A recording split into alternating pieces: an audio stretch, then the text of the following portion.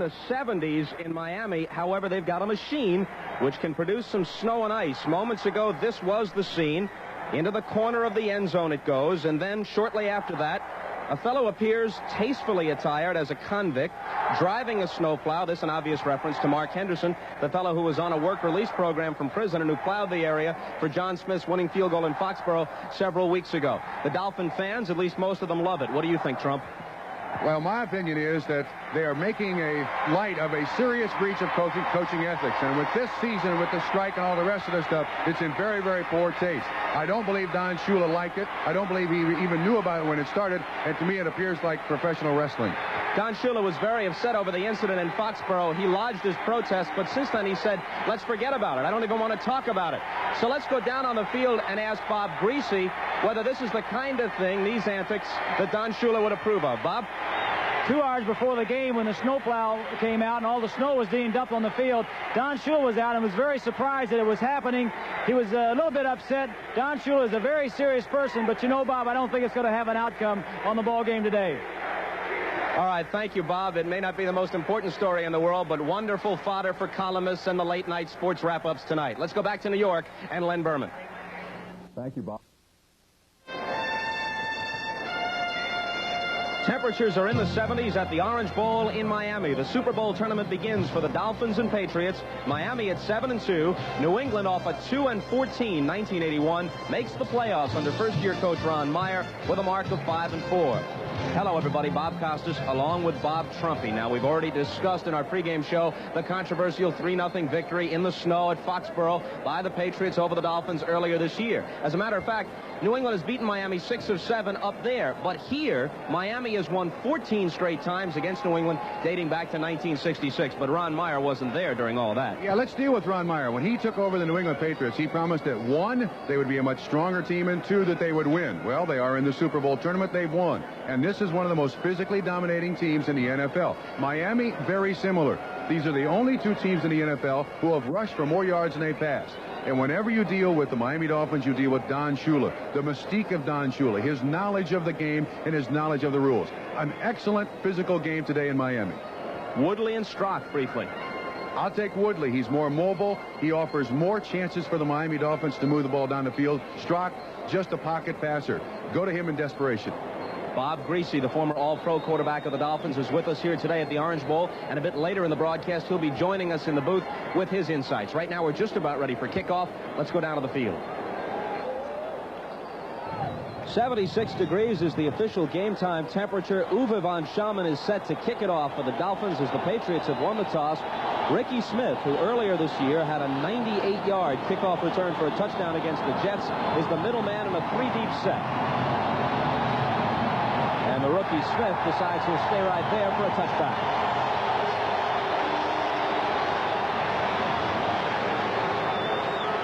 The New England offense with Steve Grogan at quarterback. Earlier this year, they went with Matt Cavanaugh. Cavanaugh had a good second half after Grogan was hurt 2 weeks ago against Pittsburgh. But Grogan, a strong game with 3 touchdown passes last week in the playoff-clinching victory against Buffalo. There are his targets. Morgan, Bradshaw is hurt, and Preston Brown, number 81, will go in. Don Hasselbeck, the tight end. Holloway, Hanna, and Brock, all first-round draft choices on that offensive line. Hanna will go to the Pro Bowl for the 6th time this season. 2 tight ends on first down, one of them in motion, Hasselbeck. Mark Van Egan makes the catch and breaks a tackle, picks up 5 on first down. Now, as we look at the Dolphin defense, they play the 3-4. Bocamper with a hip pointer and Baumhauer, an injured ankle, had been questionable during the week, but both starting today. Rudzinski, Dewey, Roan, and Gordon are their linebackers. And the secondary led the entire NFL, 19 interceptions this year by the Dolphins. If I may add a point there on those 19 interceptions done by 11 different players for the Dolphins. Only Baumhauer and Betters are the only 2 defensive players that start for the Dolphins without an interception. Second down, 5 from the 25. Tony Collins will carry. Picks up about 3 before being brought down by Glenn Blackwood, the strong safety, the younger of the 2 Blackwood brothers. Glenn is 25 years of age. Lyle's been in the league for 10 years. He's 31. To put this game in its proper perspective, here in the Orange Bowl, the last time the New England Patriots won a football game, Kenneth Sims, the NFL's #1 draft choice last year, was 7 years old. That's a long time without a victory in Miami. It goes back to the very first time these two teams met in the old AFL in 1966. Tony Collins gets a first down for New England and a gain of 7 to the 35-yard line. Trump, they were the Boston Patriots then. Their head coach was Mike Hollaback. And the fledgling Dolphins were coached by the late George Wilson. That's how long ago it was. It's hard to deal with a jinx like that. As a coach, I don't know how you tell your players to get over it, but I can tell you that the New England Patriots today facing the Dolphins have 29 new faces on the ball club as opposed to last year. So maybe to most of them it means very little. He played 2 minutes of the first quarter. Play action fake on first down. Grogan batted up in the air, and was it fielded clean? No, it was not. Glenn Blackwood thought he had an interception, but they say that he trapped it. He is certainly protesting, but the official did have a good sight line to the ball. Steve Grogan trying to get it to Stanley Morgan. You see great drop by A.J. Dewey. Let's watch the ball closely. I think he got it. Now, it's very hard to tell in an instant whether or not that is an interception or not. And from that angle, we can't really see it. From the first angle, it did appear that he stopped the ball before it hit the ground. But nevertheless, incomplete pass. Gordon McCarter's crew ruling in favor of the Patriots on this one. 12:50 to play in the first quarter. Van Egan carries. All right, now an interesting note about Mark Van Egan and the New England Patriots. We'll watch the interception again. You be the judge, and of course with the benefit of the instant replay, it's very hard to tell. Even looking at it 4, 5, and 6 times, it's difficult to make that decision. The point I was going to make on Mark Van Egan, the Miami Dolphins have allowed just one running back 100 yards rushing in a game, and that was Mark Van Egan in the New England Patriots win in Foxborough. In 4 of the 5 games the Patriots won this year, they had a 100-yard rusher. Collins 3 times and Van Egan once. Grogan gets it away despite some pressure, but it's nowhere near the target. Good choice. Threw it out of bounds. Double coverage.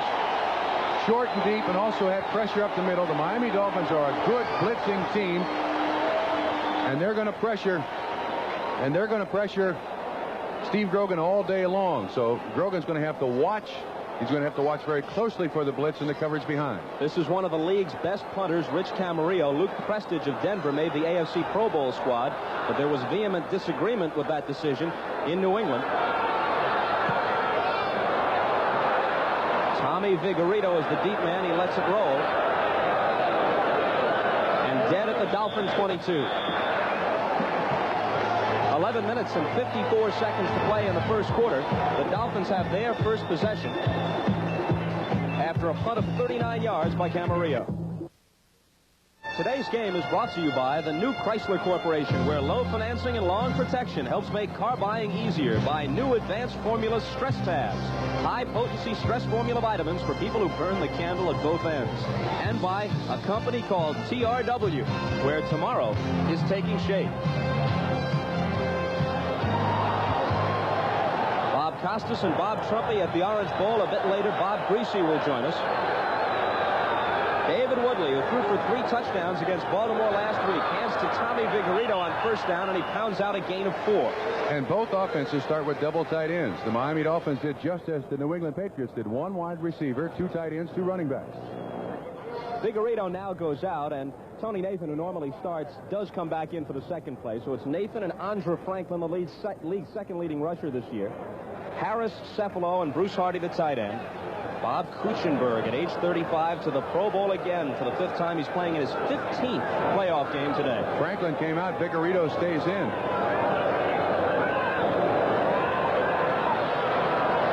Woodley finds Nathan. First down, Miami. Now, to show you the value of a Don Shula coached football team, in 1981, Tony Nathan was the leading rusher and the leading receiver. He has suffered from minor injuries all season long that have really cut back his performance, and yet the Dolphins still managed to win. Keith Lee, the strong safety, made that tackle. As you look at the facts about Tony Nathan, Lee starting at the strong safety in place of Roland James, who with an injured knee is on the injured reserve list and done for the season. From the Dolphin 34, first and 10. Franklin carries for the first time and picks up about 4. Franklin had 701 yards rushing this year, second in the league to Freeman McNeil's 786. 3-4 defense. Sims and Williams each taken in the first round this year. Adams, the only veteran among all the defensive linemen on their roster. Andre Tippett was to start today, but veteran Larry McGrew is healthy, and he'll start at the left outside. You saw the other backers. Haynes, Claiborne, Lee, and Sanford, all but Lee, were first-round draft choices at one time or another. Haynes is going to the Pro Bowl for the 6th time in 7 years. Franklin on the pitch. They were ready for him, but on sheer strength, he got 3, Trump. Interesting choice of formations by the Miami Dolphins here. Once again going with the 2 tight ends, 2 running backs, and 1 wide receiver. You'll watch it from ground level as it comes right at you. Franklin tries to get inside the block on Claiborne, but Clayton Wysoon, the rookie out of San Angelo State, who has been a pleasant surprise for the New England Patriots. 2 weeks ago against Pittsburgh, I believe he was credited with 25 tackles. That's college statistics in there to disrupt the timing of the play. 3rd down and 2, and out of the shotgun. Woodley with lots of time, and with a first down as a leaping catch is made by Tommy Vigorito. Vigorito, their leading pass receiver this year. That's his 25th reception. And he comes in as kind of a specialty player. Now, interesting thing that Miami did there is, through formation, try to distort the zone somewhat, make the seams in the coverage a little wider. Vigorito down between the 2 linebackers. Good timing with Woodley. He completes his first pass. Dennis Sims on the sideline. Hopefully that's not a serious injury. They certainly need his ability out there. Here's it's an ankle. We'll keep you posted. It's a first down at the Patriot 41 as Vigorito goes in motion. Franklin carries. 3, perhaps 4 on first down. And right where Sims was is where the Miami Dolphins run. One of the earmarks, I do believe, of the Miami team. Look at there. Raiders ahead of Cleveland 3-0 on a 27-yard Chris Barr field goal. George Crump, number 91, is playing at the left end in place of Kenneth Sims, at least temporarily for New England. Larry McGrew was in on that last tackle. He missed last week against Buffalo with an ankle injury, and the rookie Andre Tippett replaced him at that time. Exactly 8 minutes to play in a thus far scoreless first quarter. Franklin. Closed the hole quickly. Excuse me, Bob. Wysoon on the tackle, and once again running at the man replacing Ken Sims. That's one of the interesting things that I think Don Shula has always done. George Crump is in there replacing Ken Sims, number 91. They'll take advantage of a young man with very little experience as best they can. The league, Trump, as we've discussed before, changing almost every club much more pass-oriented than in the past, but these are the only 2 teams in the league who ran for more yardage than they passed for this year. Woodley to the air on 3rd and 4. Juggled and dropped. Joe Rose, one of 3 tight ends that Don Shula uses extensively, couldn't hold it. Great coverage by Paul Dombrowski. He was the 5th defensive back in there. Woodley has plenty of time coming out of the shotgun. Everybody clears out. Rose underneath, but Dombrowski there just to knock the ball away at the last instant. The line of scrimmage, the 35-yard line. A field goal try here would be for 52 yards by Uwe von Schaman. Von Schaman, for the season, is 3 of 5 beyond 40, 0 for 1 beyond 50. Strock holds. No. Long enough, but wide to the right.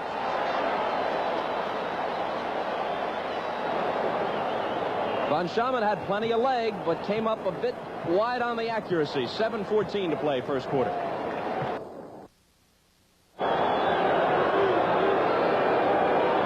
From the 35, Van Egan carries for a gain of 2. Mark Van Egan, no stranger to playoff competition, in a couple of winning Super Bowls. This is his 14th playoff game. Once again, formation, 2 tight ends, 2 wide receivers, and Van Egan, the lone running back.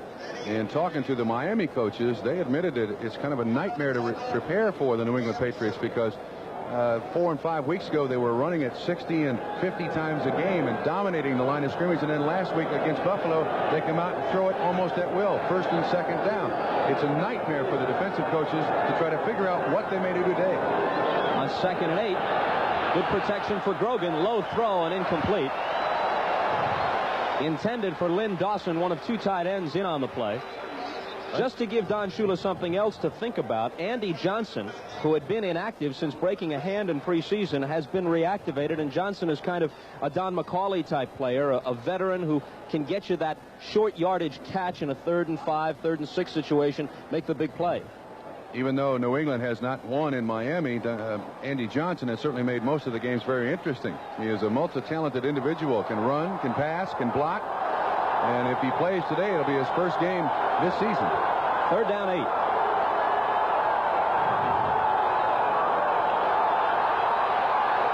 Down he goes. Flag down. We'll see what the penalty is, but for the time being, we give Ernest Roan credit for the sack. Patriot quarterbacks had been sacked only twice in their last 4 games. The line had been doing an excellent job. Here's Gordon McCarter. Holding defense. And when you're in 3rd down and 8 situations against Miami, you are really in trouble because they come with a 4-1-6 type of defense. They can double cover all wide receivers. Mike working intermittently, holding against New England. He motioned the wrong way, so it'll be 4th down. The sack will stand. So now Rich Camarillo to kick. 43.7 was his overall average. His net average 37.7, an even more impressive figure. And in 5 of 7 games after the strike, he was kicking in bad weather and nonetheless ran up some very fine statistics. Vigorito fields this kick. He returned one for a touchdown earlier this year against the Jets. Breaks 2 tackles and is hemmed in at the 35. Brian Ingram made the tackle for the Patriots. 6 minutes and 15 seconds to play in the first quarter at the Orange Bowl. No score.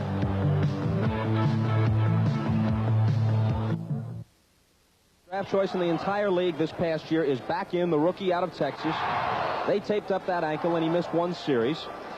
The punt by Camarillo just before the commercial carried 44 yards. Vigorito's return was good for 7. First down, Dolphins at their 35. I noticed that shot of that ankle. That was an industrial strength ankle, was it not? There's about miles of tape rather than yards on that foot. Woodley got them into Patriot territory the last time, but a long Von Schaman field goal attempt was off target.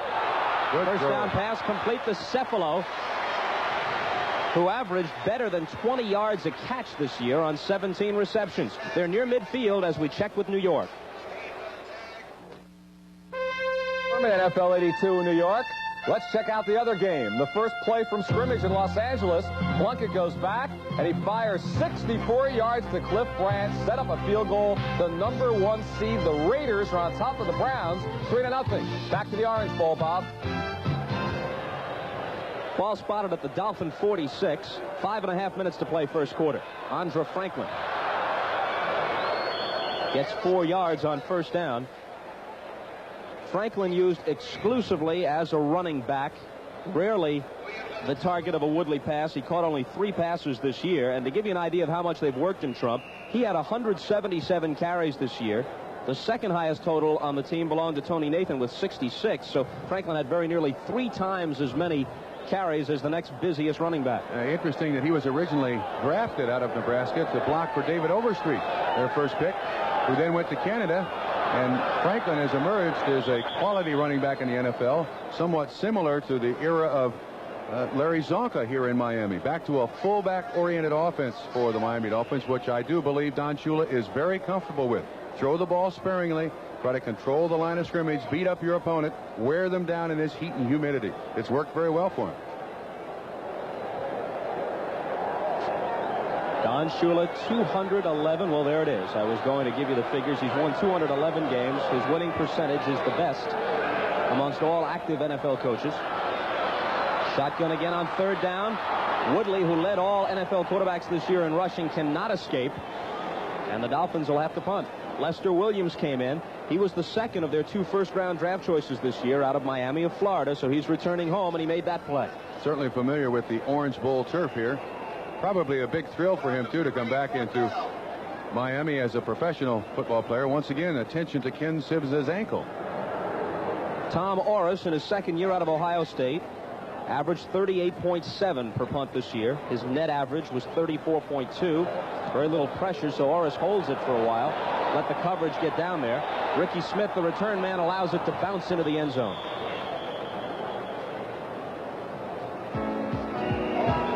A 51-yard kick for Orris. 3 minutes and 53 seconds remaining in quarter number 1. Patriot ball. Third broadcaster today, 3 Bobs. Greasy, Trumpy, Costas. 2 of us have played in the Pro Bowl. As you attempt to determine which 2. That's what I said. 2 of the 3. Come on, Trump. Bob Greasy, anything so far surprised you? Not really. They came out, both teams come out running, trying to establish their running attack, both using double tight ends. Shula's using a lot of substitutions. I think they're just trying to get their feet on the ground and get back into the ball game. Very, very conservative. Exactly. Third possession for New England from their 20. Mark Van Egan carries. Trump, it was interesting with all the controversy this year in New England about the coaching methods of Ron Meyer and some players asking to be traded. Van Egan commented, hey, this stuff is vanilla compared to what I've gone through with the Raiders. This is nothing. He is certainly used to having bad press, but I'll tell you what, at times, distractions like that can hurt a team, but also at times they can help a team. It takes your mind off the pressure of winning a playoff football game. Last week's victory over Buffalo was astounding, absolutely astounding in face of all the controversy. On 2nd and 6, Grogan has lots of time and a receiver, Lynn Dawson. He's close to a first down, and I think that he's going to have it. Let's wait and see where Gordon McCarter's crew spots it. It is a first down for the Patriots. This is a great coverage team in the Miami Dolphins under the auspices of one Bill Arnsparger. And Lynn Dawson sharing time with Don Hasselbeck. And if they can use those 2 tight ends and get them down the field, it will keep Miami from getting 11 guys up on the line of scrimmage. They've begun to use them more of late, Trump. For example, Hasselbeck caught 15 passes this year, 10 of them in the last 2 weeks. Now look at this formation. 2 tight ends, 2 wide receivers, and Van Egan. Fake to Van Egan. All kinds of time. Lob to Hasselbeck, who's driven out at the 37-yard line. A gain of 5 on first down. New England keeping Hasselbeck for pass protection if the linebacker blitzes. He didn't. Brzezinski was in coverage. It's just a little outlet pass to Don Hasselbeck. Neither of these teams has had great success in the playoffs of late. Miami has lost 4 straight playoff games since they won their 2nd consecutive Super Bowl against Minnesota in January '74. Included among those 4 straight defeats, 2 of the greatest games of all time, the 28-26 loss in December of '74 at Oakland, and last year's overtime loss against the Chargers. Van Egan. Van Egan for a first down at the New England 45. The Patriots have appeared twice in the playoffs since joining the NFL, and they have lost both times. A controversial game against Oakland in 1976. You recall the roughing the passer call against Stabler, which kept the late Oakland drive alive. 24-21 was the score there. Last time they were in the playoffs was '78, and Houston beat them 31-14.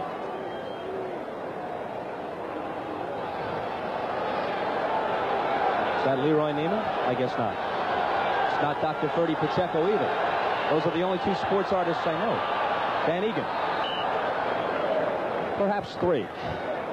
Repeating something we said at the top of the show, Ron Meyer, when he came to New England, was appalled at the physical strength of the New England Patriots. He said they're going to get on the weights, and I'm going to make them get on the weights. And the offensive line of the New England Patriots has increased in general size and weight and also strength. And on the left side, you've got John Hanna, perennial All-Pro, and a young man named Holloway, Brian Holloway. Both are giant people and possess great strength. And it's afforded Miami, or New England, the luxury of when they win, they average about 205 yards rushing per game. You mentioned Holloway's size, 6'7", 288. Grogan wants to go up top and just beyond the reach of Stanley Morgan. Not a bad idea. Stanley Morgan, for the 6th straight year, has averaged 20 yards or better per catch. And the NFL record is held by one Paul Warfield with 7 straight seasons. It is a foot race, one that at that point Stanley Morgan was winning if the ball had been on the mark.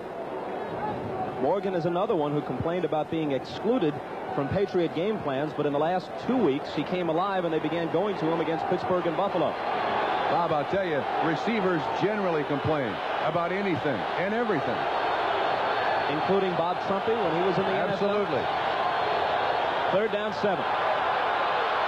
Good protection for Grogan. Off the hands of Ken Toller and incomplete.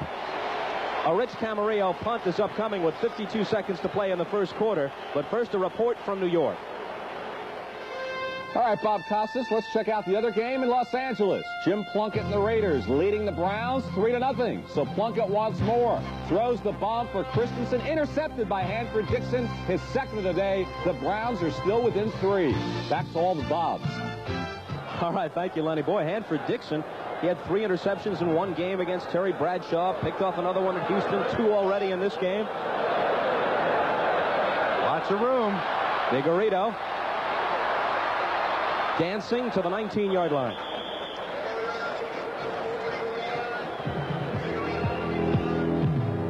Tim Golden made the tackle on the play for the Patriots. A 43-yard punt by Camarillo, a 9-yard return by Vigorito. We're in the last minute of the first quarter. Limp Enterprise from Pompano Beach, Florida. Captain Patrick Henry aboard. He's from Parsons, West Virginia. A 192-foot airship filled with over 205,000 cubic feet of non-flammable helium.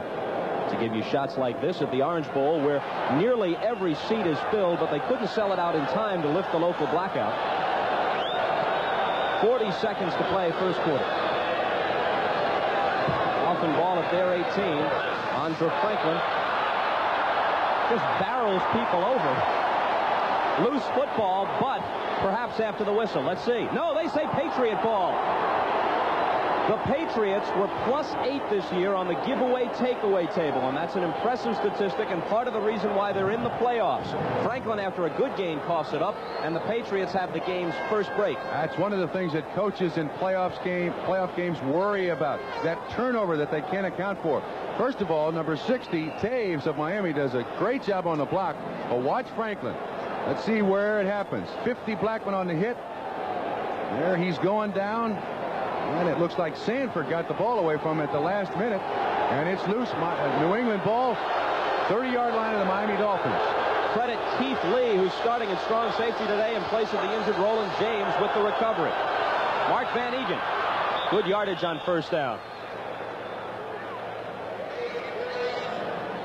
They had been critical of Keith Lee in New England, saying that he was not strong enough to really help on run support and inexperienced in terms of coverage, but he turned in that play. And those turnovers, that's what coaches die of. This first quarter has been basically a wash. There's just 5 seconds left, and this is the first time that we've had some action by either team. And I tend to think that the longer New England stays in this game, the better chance they're going to have, just psychologically. When the second quarter begins, the Patriots will have it 2nd and 5 at the 25-yard line of the Dolphins.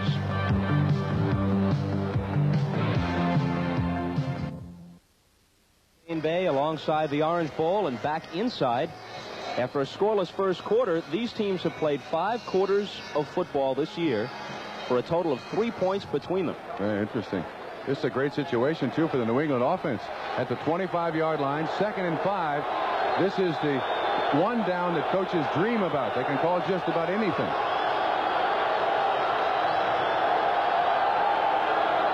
And what they call is a handoff to Van Egan for a first down. Well, he averages 4.7 yards a carry at his advanced age, so it's probably a pretty good bet. Bob Greasy? You know, I had the pleasure to do the snowplow game, if you can call it the pleasure. But in watching this game, the New England Patriots offense is very similar to what they did up in the snow. Tony Collins, their number 2 receiver, and their leading rusher is out of the ball game, and Mosi Tutupu and Van Egan are alternating with 2 tight ends. That's exactly the offense that they used in New England, and that's the offense that worked for them, and they're throwing a little bit more out of it, but Collins has not been in the ball game in the first quarter. They've got a little bit of a problem with the scoreboard clock, and they're trying to get it set straight right now. Obviously, there are not 39 seconds remaining in this period. We've just begun the second quarter. Bob Greasy, if I may also ask you a question, would you not agree that as long as New England can stay close and keep the score at least in their favor, they can do what they like to do best, and that's run it? Well, their strength is their offensive line. The Dolphins have had problems stopping the run. The view from the end zone, and the Patriots are 18 yards from it. Tatupu's first carry. Sheds tacklers, a flag goes down. Great play by the noseman, Bob Baumhauer. That is the toughest spot in the NFL nowadays to play. Holding. Offense. We'll watch Bob Baumhauer, 73, noseman on Pete Brock. It appears that he has a predetermined move to that side of the center, and therefore he beats Brock. Tatupu slips the tackle, but nevertheless, Baumhauer's there to at least cut down on the speed of the block. Excellent player, Baumhauer. Gigantic legs. He's got prehistoric legs. I don't know how you can move that guy. He'll be going to the Pro Bowl this year. Why do you say that spot? Holding. Well, Gordon McCarter's mic works sometimes, and sometimes it doesn't. I'm not disagreeing. I'd just like you to explain why the nose tackle spot is the toughest of all positions to play. Well, even though they are no longer allowed, offensive linemen are no longer allowed to cut defensive linemen at the legs, generally, you've got sometimes 2 and 3 guys banging on you from that spot, the center and the 2 guards, plus a lead blocker coming out of the backfield. It is a very, very physically demanding spot. The draw play on 1st and 20. Tatupu gets a little bit of it back. All right, let's show the other side of the situation now. As I said, at times, nosemen have a predetermined move. Watch Baumhauer. Pete Brock there does a great job, although he does have some foreign substance in his hand and also an arm around an arm, but nevertheless, nosemen at times look brilliant because they have that predetermined move. At other times, they're going to look very, very bad because they're going the wrong side of the center. So that's one for Brock and one for Baumhauer.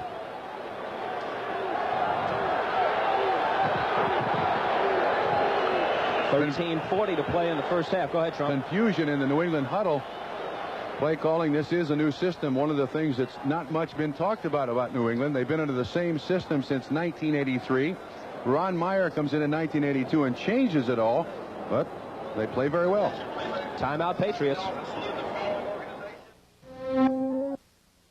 One didn't get it. The Raiders got the ball back. Plunkett, far side to Marcus Allen. He rumbles 35 yards. The Raiders are driving. They already lead it 3-0. Back to Miami. You know, it's funny, Trump, when you think about the fact that 3 running backs were drafted this year before Marcus Allen in the first round. Yeah, there were a lot of people that looked at the stigma of the Heisman Trophy winner out of USC and said, I want no part of him. But Al Davis has certainly taken chances with other people. He doesn't mind that. This is Bob's. This is a passing situation. There's no doubt about that. This is a passing situation. 2nd and 14. And a successful toss to Lynn Dawson, which will give him a first down and goal inside the 10 at about the 8-yard line is where they put it down. Excellent job, too, and that Lynn Dawson was just able to find the seam in the zone. Watch him at the right of the screen. Gordon with the coverage at the line of scrimmage. He jumps inside him, and then all of a sudden it's just the seam. See, there's not even any pattern run. He goes straight up the field, but right on the money by Steve Grogan. Good completion. Bob Greasy. Last week I saw New England, they used a lot of double tight end passing when they were set next to each other. That was a little bit of a different wrinkle than they used last week, something Miami wasn't prepared for. We're scoreless, but maybe not for long. 1st and goal, New England. Audible. If they can hear it. Lots of time. Throw it away. Up onto our camera stand there, adjacent to the end zone. That can be a real problem in the Orange Bowl. This is a stadium that you can't hear very well when the fans aren't cheering. When they get down to the closed end and they're cheering, there's no way the offense is going to hear. And you saw on your screen Glenn Blackwood raising his hands and giving hand signals so the defense could audibilize. And the racket begins anew as they come out of the huddle.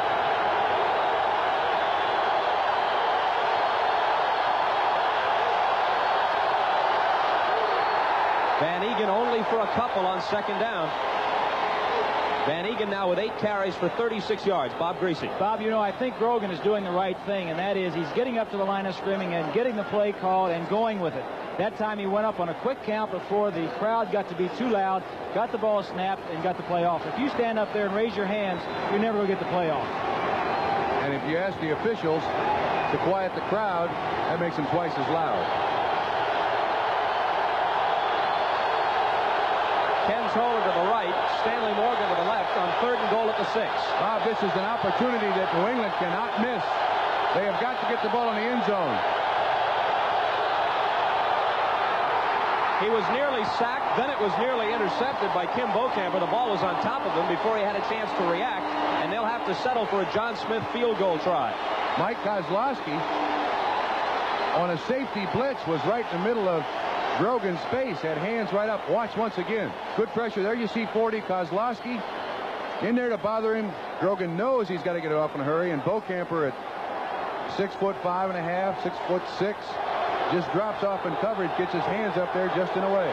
That's a missed opportunity. Even though they get 3 points in this place, they got to take advantage of every single scoring opportunity. White Wheeler snaps, Matt Cavanaugh holds, and John Smith, the 3rd most accurate field goal kicker in NFL history behind Efren Herrera and Tony Frisch, makes it 3-0 Patriots with 11:53 to play in the first half, but they had 1st and goal and couldn't punch it in. Arnold has just thrown this 47-yard bomb to feature. So the Browns are in business. They still trail it 3-0. Back to Miami. All right, thank you, Lenny. John Smith, who was injured earlier this year. The Patriots went with Noble Rexford Robinson as the upended before he can get to the 25-yard line. Bob Greasy, let's look back on the 3rd down play as the Patriots tried to get it in. Good defensive play. As Trump said, it's a double safety blitz. The quarterback sees it, knows he can't block everybody, knows he has to throw it quickly. The wide receiver will run a little slant in, but Beaucamper, knowing that, will pull out and block the pass down. Give credit to Bill Arnsparger for knowing the adjustment for the Patriots and having a guy in the alley where he's trying to throw the ball. Defensive end, drops off in coverage, and began his career with the Miami Dolphins as a linebacker. Made the Pro Bowl as a linebacker. That's right. Nathan and Vigorito are the backs. 1st and 10 from the 24 for Woodley. Tony Nathan just back to the line of scrimmage. Spun down by Luther Henson, number 70. Bob Greasy, watch David Woodley on the replay. David Woodley is a 3rd-year player, has been doing a good job. Shula's calling the plays for him, trying to get something going, just a little screen pass. And a lot of times you'll say, when does Shula decide to put in Strock, or when does he go with Woodley? They haven't scored anything. They haven't gotten much going in the first quarter. Shula calls the plays. If his philosophy, if his play calling isn't working, a lot of times in the 2nd half or the 3rd quarter, 4th quarter, he'll go with Strock just to get some different plays in there. Interesting. Tight end. Got it. A lunging catch by Joe Rose in New England territory at the 40. Rick Sanford on the coverage, but too late. Very well read by Woodley. Double rotation zone to the outside, and this takes great timing and great practice. This is right on the money.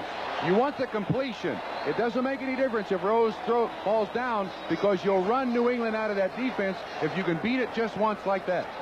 2 years ago, David Woodley couldn't have made that throw. It was a double zone. He had to lay it over a linebacker, get it there. Now he's learned to take a little bit off and put a little air under it. It's a good throw. Got it over the linebacker, Steve Nelson, for a gain of 36. Andra Franklin for 5 more. Luther Henson and Steve Nelson made the tackle. Anytime a defensive lineman is involved in a play for New England, with the exception of 11-year veteran Julius Adams, you're talking about a rookie, Trump. No experience at all outside of Adams. And we make note once again that Ken Sims is out of the game and Crump is in there, number 91. So apparently Sims is having problems with his ankle. 2nd and 5 from the 35 of the Pats. Okay, this formation trying to spread the zone, make the seams a little wider. Tight end up the middle. Yes. Juggled and caught by Bruce Hardy. Hardy for a 1st down at the 16. The same thing that the New England Patriots did, Bob. Stretching out the zone, trying to make the seams wider. Woodley has the presence to wait and the strength of arm to whip it in there. Somebody ran the wrong pattern. Vigorito and Hardy in the same spot, but nevertheless the completion. Again, a good play by David Woodley. The thing he's been doing the last couple of weeks in particular, going to his second and third receivers. His primary receiver was covered in the strength of his own. 9 minutes to play in the first half. Pats lead it 3-0. Andre Franklin tripped up. And had he not been, he was about to turn the corner and get a little bit of running room.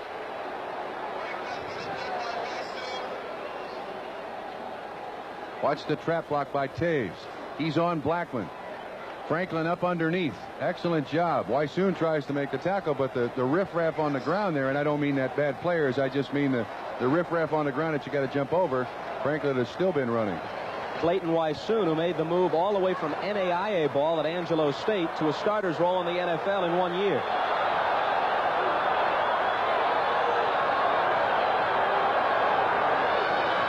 Second and 8, Tony Nathan.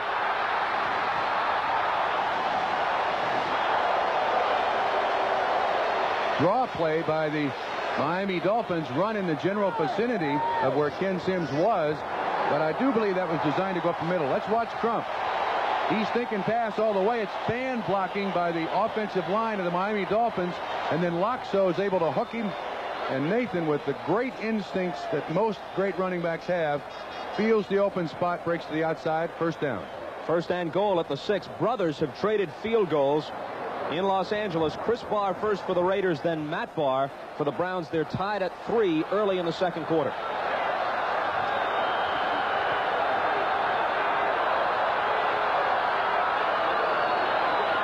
Tony Nathan to the 4 for a gain of 2 behind Kuchenberg's block. Down. Very late flag thrown from the side.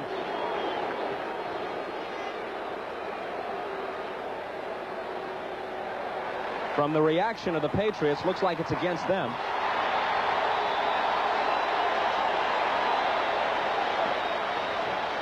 That's going to cost them half the distance. Right, and it'll be a first down. Let's see if we can pick it up. Julius Adams in pursuit.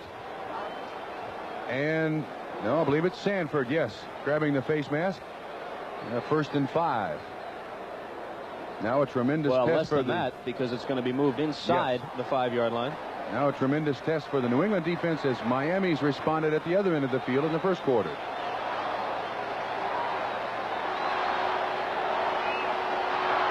Ron Meyer won't win any popularity contests among his players, but if you're the owner of the ball club, you look at 2-14 and 81 and 5-4 and the playoffs this year, and you don't talk about popularity. The coach they love to hate, apparently.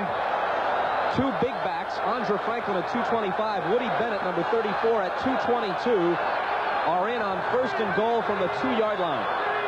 Protect the ball here. Protect the ball, offense. Bennett, next to nothing. Julius Adams made the tackle. You won't miss anything. We'll be right back, but first to New York. Okay, Bob, you mentioned the Battle of the Barr brothers a few moments ago in Los Angeles. Now Matt Barr, 52 yards, ties Gross's Cleveland playoff record. That ties what Chris Barr has done. It's 3-3 in the second quarter in L.A. Let's go back to the goal line drive in Miami. Bob, I don't want to be accused of rooting for the New England Patriots, but the science of offense is inside the 5-yard line about to score. Protect the ball. Don't give it up here. Think of your assignment. Concentrate. Woodley has it on his hip, and now he has it in the end zone to Bruce Hardy. He juggled it, but he held it. Touchdown, Miami.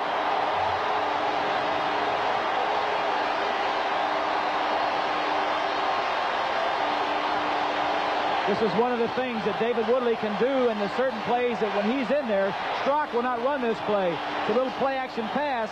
This is a new play. This play is not in the basic offense of the Miami Dolphins. Bob, I noticed that he almost threw it over the tight end's head. Watch this. It is not what you would call your Bob Greasy spiral. He was so wide open, as you know, Trump. Being a tight end, we get out there by ourselves, and it's the hardest passes to complete sometimes. Yeah, you are absolutely right. It makes you shiver when that ball comes over there, out there to you, end over end. David Woodley threw only 5 touchdown passes this year, 3 of them last week against Baltimore. Von Schaman connects, and it's 7-3 Miami. All right, as New England could not take advantage of their scoring opportunity for a touchdown at this end, Miami does take advantage of theirs. 6 points. Woodley to Hardy. The extra point good. 7-3 Dolphins. 6:36 to play in the half. Went 76 yards in 9 plays, kept the ball just over 5 minutes. And Bob Greasy, David Woodley is 7 of 8 so far for 92 yards and a touchdown. And that's by Shula's design. He wants to throw safe. Fields the Uwe von Schamann kick and brings it back to just shy of the 30-yard line. Out in Los Angeles, the Raiders have scored. Let's go to Lenny Berman. This is Len Berman in New York, and the Raiders are on the move. Plunkett. He looks for Cliff Branch. Branch makes the move, loses it out of bounds, and Marcus Allen scores on the next play. The Raiders now lead it 10-3. Bob? Thanks, Len, and there's that man again, Trump, Marcus Allen. Okay, now New England with a normal set. 1 tight end, 2 wide receivers, and Tony Collins, our leading rusher, with the ball. But he can't turn the corner. Well, he does shed 1 tackler. Don McNeil had come up from a corner spot, but he got by him. Then Glenn Blackwood gets credit for the tackle. Tony Collins this year rushed for 632 yards, one of the better figures in the league. He had 3 100-yard games, including 161 against the Oilers. You see Ken Toller, number 82, shuttling the plays from Ron Meyer to Steve Grogan. Once again, the same set. Morgan, Toller, Van Egan, Collins, and 1 tight end. Collins got 7, so it's 2nd and 3. Reverse. Here it is with Stanley Morgan. The Dolphins snuff it out. Larry Gordon makes the tackle.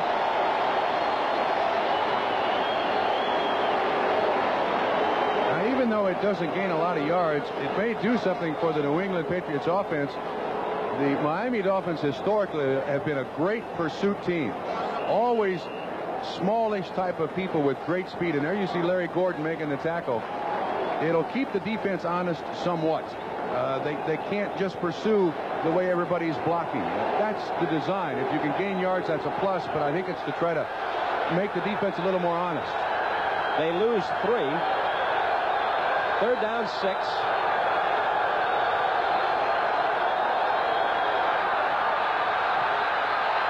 Grogan protected well, batted up and incomplete. The target was Hasselbeck, but Glenn Blackwood was there, and so was Don McNeil. Miami is obviously defensively going to take away Stanley Morgan as best they can and leave Don Hasselbeck open down the middle.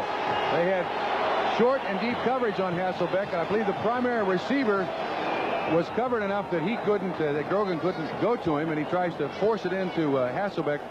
That's a defense that did its job there, keeping it away from the outside guys and trying to make Hasselbeck the big play guy for New England. The Dolphin defense allowed the fewest points in the AFC and the fewest yards overall in the entire league. Vigorito driven back inside the 10 by another good Camarillo kick. Stutter steps his way out to the 21-yard line. No penalties, highly unusual on a punt.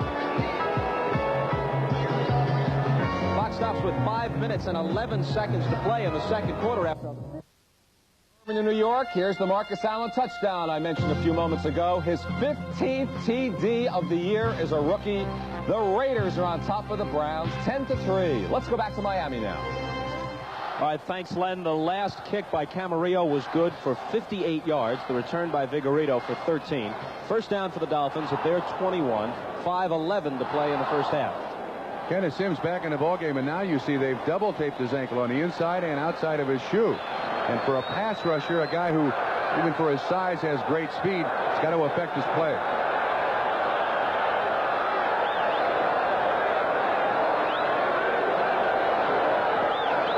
Tony Nathan cuts it back upfield, gets 10 and is very close to the first down.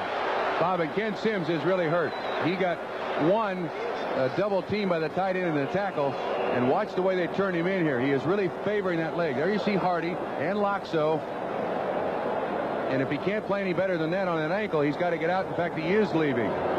He is leaving the field. George Crump comes back onto the field, trying to do the best he can. They generally say in playoff games you got 6 months to recover if you get hurt, so get out there. But if that's all the better he can play on a bad ankle, then he should go to the bench. So now there's a weak spot. now there's a weak spot for Miami. And Don Shula historically has gone in a weak spot. I'm not saying Crump is a bad player, but he's not a starter. He's a relief person for Kenneth Sims. Nathan again upended after a gain of 2. Lester Williams made that tackle. Now let's watch that weak link. Once again, I'm not saying that Crump is a bad player. I'm saying he's an inexperienced player. I'm saying look at the job that Loxo does on him. He is going to have a very, very busy day. They are going to try to pick on him in third and short situations. That's what offensive coaches, great minds, look for. A weakness somewhere and then exploit it. 4:10 to play second quarter. 7-3 Dolphins. Nathan getting plenty of work on this drive, but slips down at the 35, and this will leave them with 3rd down and about 7.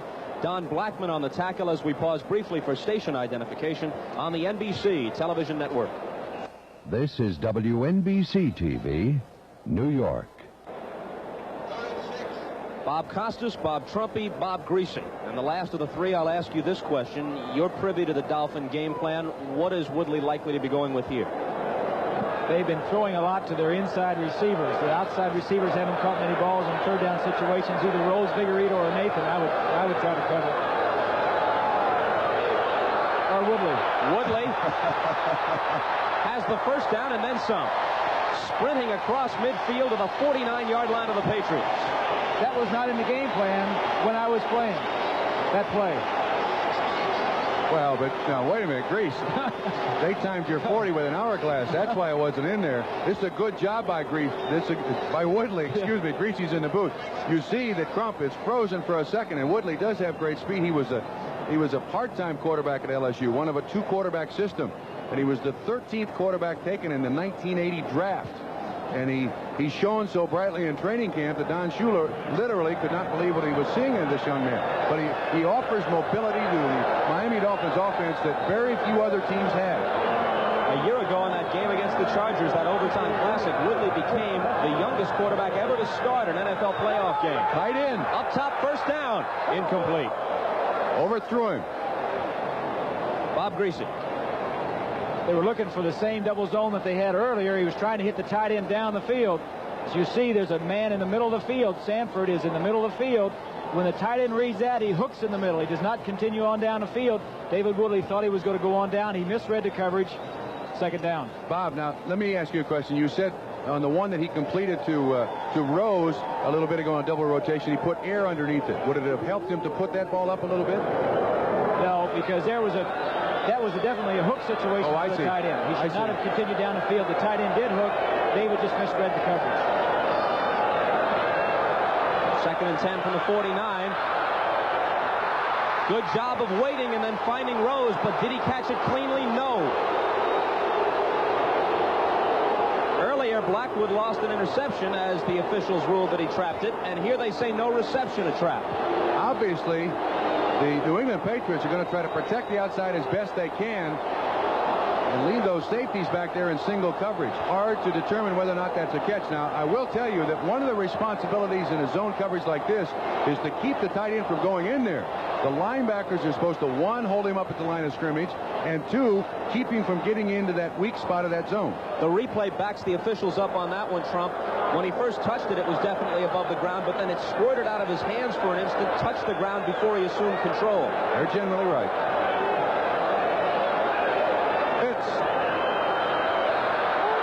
Under pressure, he unloads for Duriel Harris, who turned around and caught it despite pass interference. What a whirling move by Harris for a great catch. I'm assuming the pass interference was against the Patriots. Bob Greasy? It looked to me like it was, but this was just a great adjustment by Duriel Harris. There was a blitz on the play. It was not a safety blitz. It was just a linebacker blitz. He had the protection, one-on-one coverage in the secondary. The problem with blitzing is the defensive back cannot see the ball coming. Duriel Harris did see it and was able to make the adjustment. I'll tell you the other thing that's miraculous about that play is that generally if a receiver can't see the ball thrown, it is so very difficult to turn around and make an adjustment to the flight of the ball. Harris shows his athletic ability to do that. The ball was about halfway there when he first caught sight of it. Blackman on the blitz. Watch, he just barely, look at that. How quick, my goodness, that's miraculous. That is great athletic ability by that young man. The gain is 36. Just under 3 minutes to play in the half. Franklin rumbles up the middle, and they can't stop him till he's to the 1-yard line.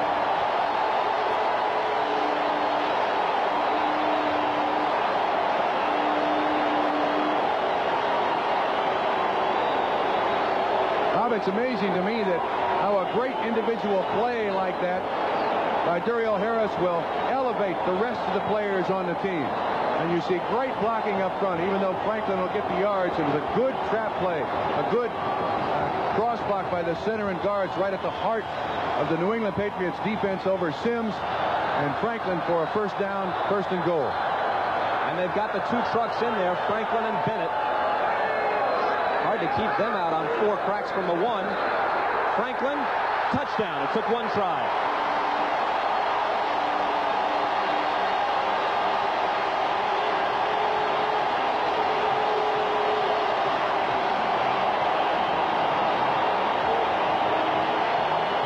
The Dolphins played 5.5 quarters of football against the Patriots before they ever got on the board against them, but now they've scored touchdowns on their last 2 possessions.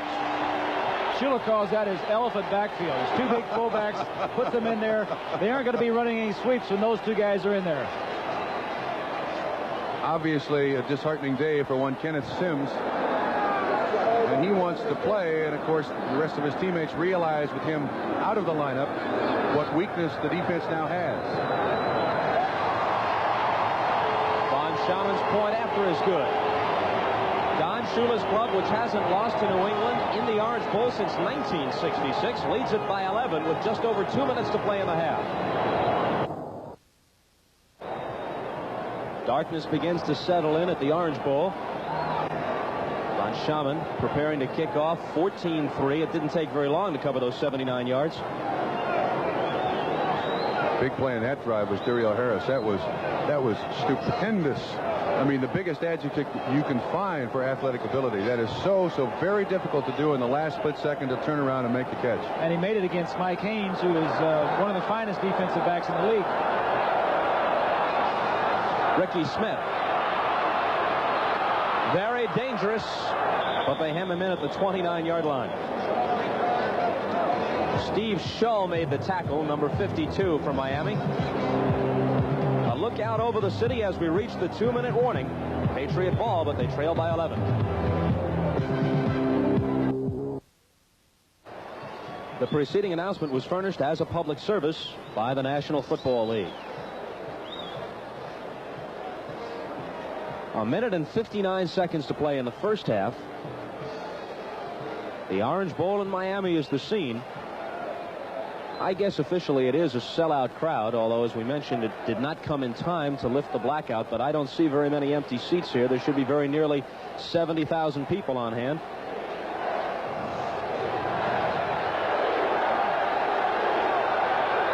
New England going with 2 tight ends, 2 wide receivers, and 1 running back. Throws into the air on first down with lots of time, and Lynn Dawson, the tight end, makes the catch. A penalty marker is down on the play, and Dawson is down at the 42-yard line. I don't see the flag. I think it's some paper on the field, Bob. First down. I guess you're right. In the midst of the 2-minute drill, ball knocked away. This is going to be a fumble. The Patriots are on top of it.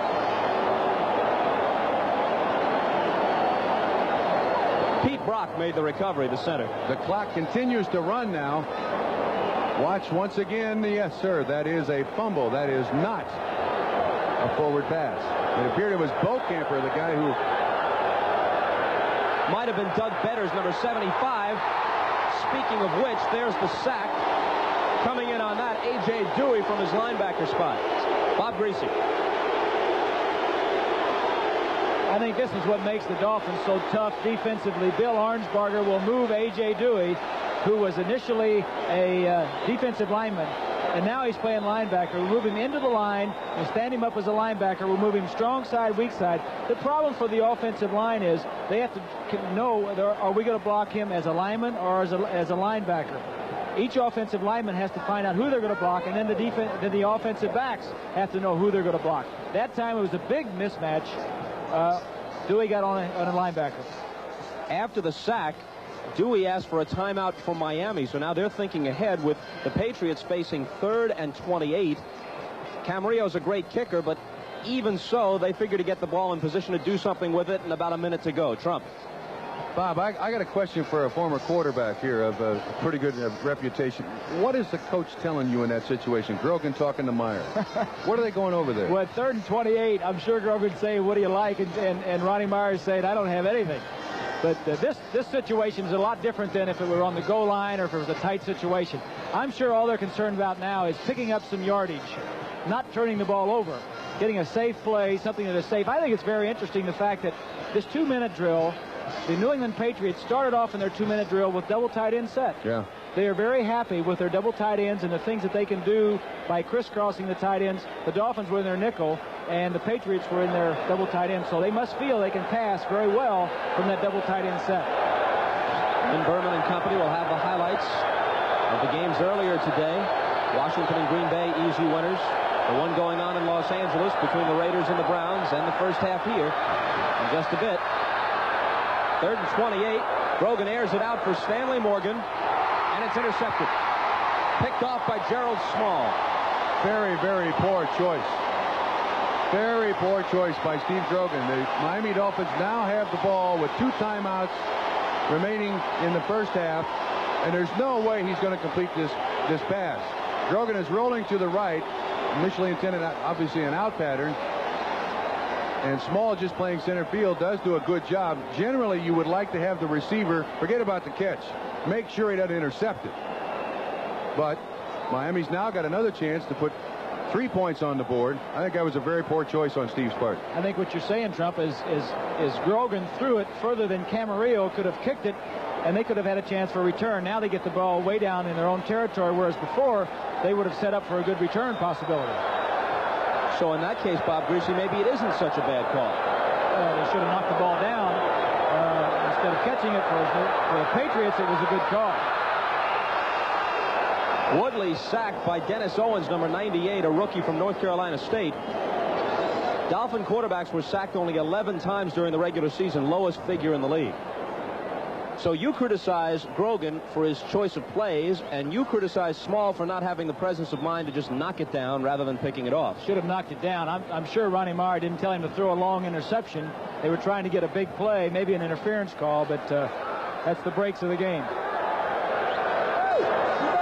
The Dolphins have 2 timeouts remaining, but for now, as you can see, the clock is running. Inside handoff off the shotgun to Tony Nathan, but only to the 22-yard line before Lester Williams wraps him up. The clock is still running.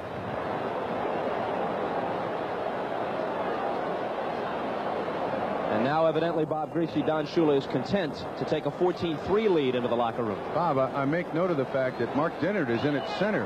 We hadn't noticed that Stevenson was out at all. Mark Dennard is a designated snapper for the shotgun formation. In the world of specialization in the National Football League, it's gotten down to a center that goes in just to snap for shotgun. Didn't realize that. Dwight Stevenson, who's the regular, just in his 3rd year. Some people think he should have made the Pro Bowl instead of the great Mike Webster from Pittsburgh. 14-3 Dolphins at halftime. Today's game is brought to you by Mazda, who invites you to experience the all-new Mazda 626, by the Bell System, expanding your ability to communicate, and by Merrill Lynch, whose ability to guide you through the intricacies of investing makes them a breed apart.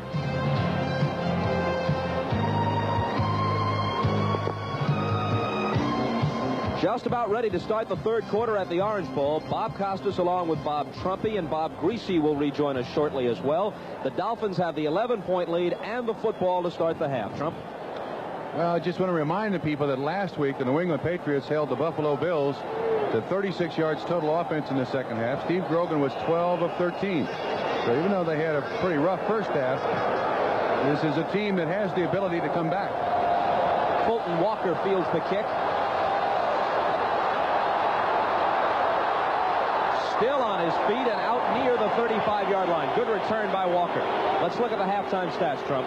As we look, bad news for New England fans. Kenneth Sims will not return to the lineup Let's look and see if we can pick out something there. Total yards 220 to 78. Look at the difference in pass completions. 5 of 14 for Grogan, 11 of 8 for one David Woodley. Obviously, the Miami Dolphins dominated the first half, and they get the ball to begin the second half. New England has not been the kind of team which has been successful this year, very often playing catch-up. The Dolphin defense is notoriously stingy, and their pass defense especially is tough, with 19 interceptions for the year and another one tacked on today. Tony Nathan, driven out of bounds by Ray Claiborne before he could get outside. Well, one of the things as a coach or as a player you hope does not happen, especially in a playoff game, is that a kid as gifted as Kenneth Sims and a guy who is a big part of their defense, who plays so well for them, even though he's a rookie, you can see the dejection on his face. This is his first shot at the playoffs. He wants to contribute for his ball club, and now if the score remains the same, they'll have to wait till next year. Second down and 8 yards to go.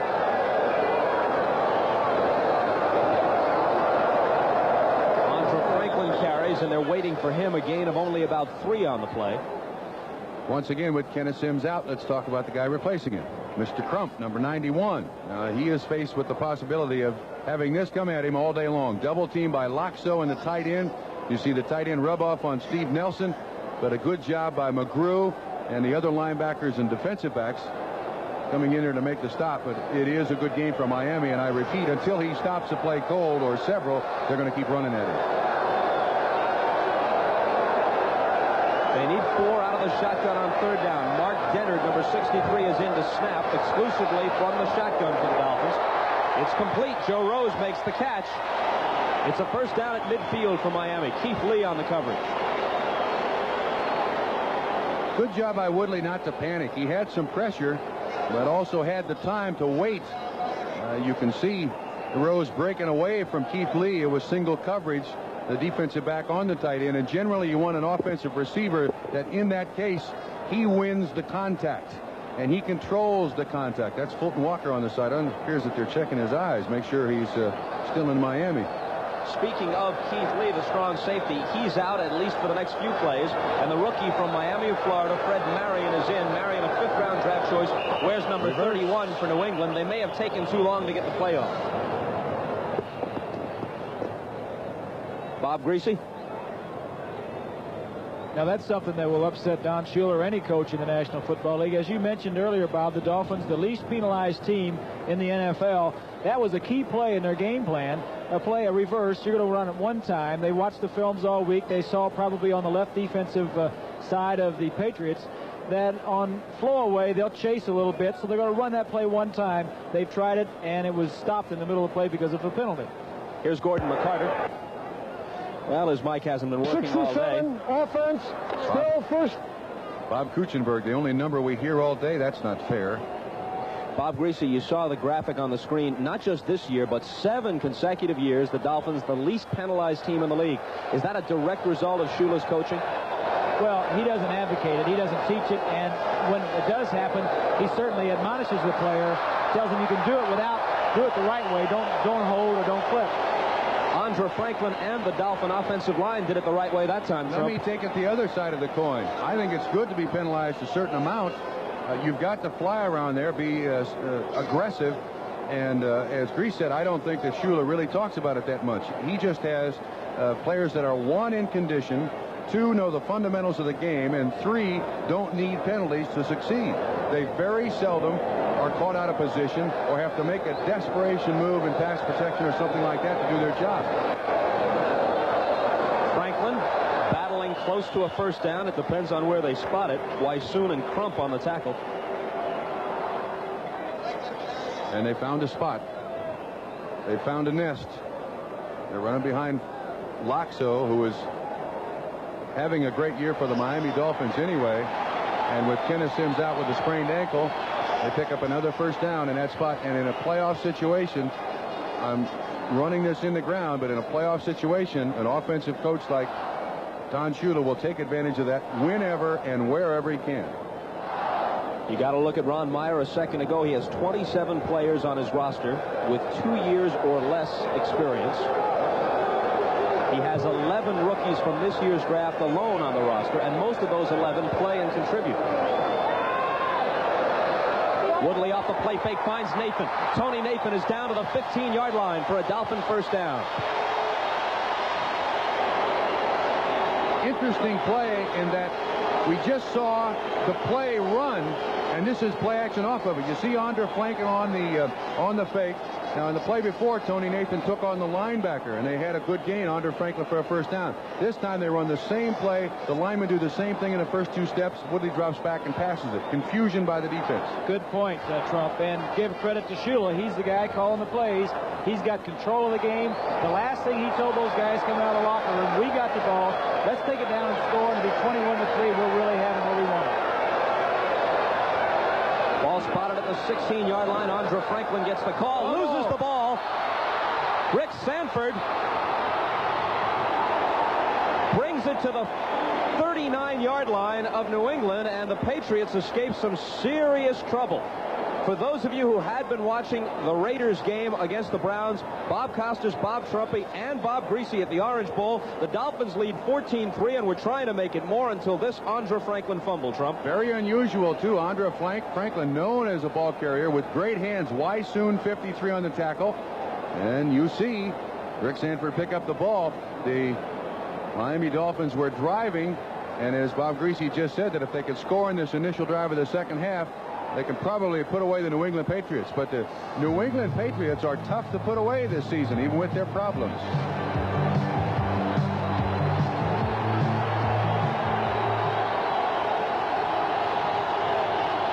All right, so the Patriots, who have been very adept at creating turnovers this year, produce another one, get out of trouble, and Tony Collins carries for about 3 yards on first down.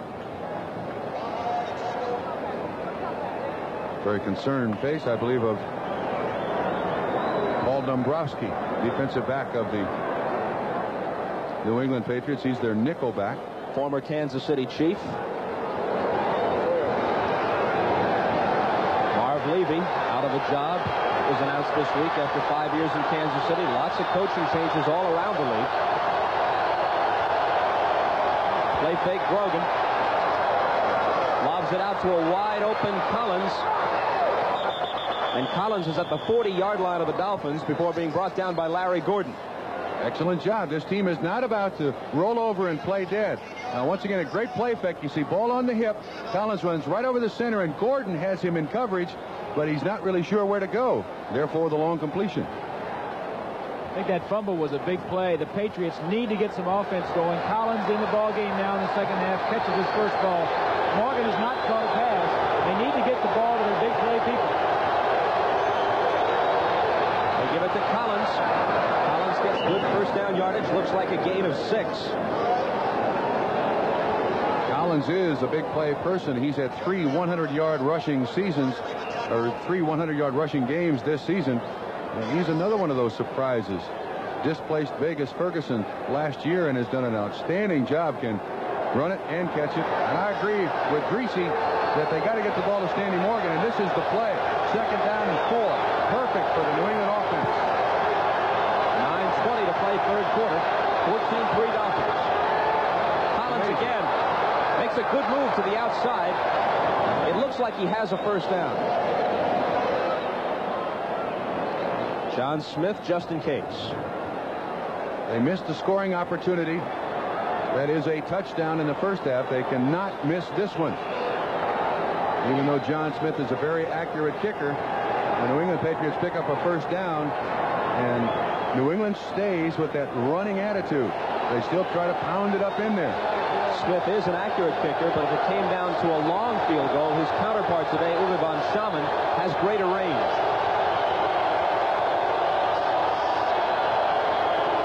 Brogan to the air on first down, a new wrinkle in the New England attack, and the sack with Larry Gordon there, and he had some help. Bob Baumhauer, I believe, was the other Dolphin. Well, maybe that's why they don't try to throw it deep, even though Grogan has been very well protected for most of this season. Let's watch Stanley Morgan. One of the things that you have to do as a quarterback is that you have to see the field. And I think Grogan was pressured just enough there by Larry Gordon that he wasn't able to pick up Stanley Morgan crossing the goal line. They had 7 sacks last week against Baltimore, 4 today. 3 wide receivers in on 2nd and 15. Now they're in trouble. Miami's got all their defensive backs in there. It appears like they got one linebacker. Expect the blitz by Dewey. Here he comes. Incomplete in the direction of Ken Toller, number 82. Doug Betters was putting some pressure on.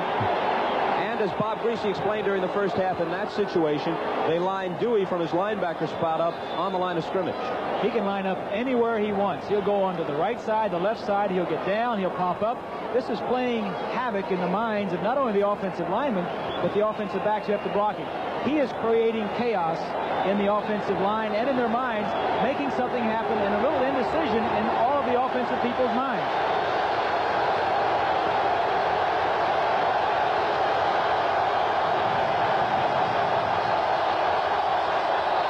Third down, 15. Grogan rolling to try and find room. He's got a receiver. It's Lynn Dawson who makes his 4th reception of the day, but he's short of a first down by about 5 yards. Let me add something to what Bob Greasy was saying about A.J. Dewey. Understand this, that offensive linemen are responsible for offensive linemen generally in pass protection. Running backs are responsible for linebackers. He wears a 77 number and plays linebacker. And you've got to account for him, because if he's missed completely, then he's all over the quarterback's face.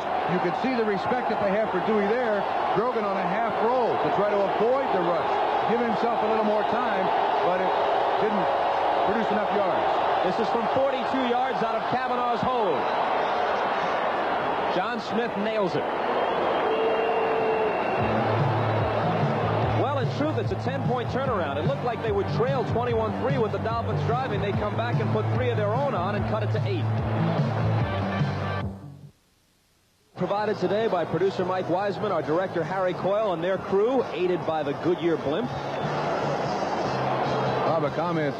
New England has scored twice, both after Franklin fumbles, and both will turn out to be missed opportunities when you look at the final stats. They had good field position on both. It was a drive-ending fumble, but they could only produce 2 field goals. Walker back in there and fields it at the 2-yard line. He was shaken up the last time he returned one. He takes some abuse here as he gets it out across the 25. Paul Dombrowski makes the tackle for New England.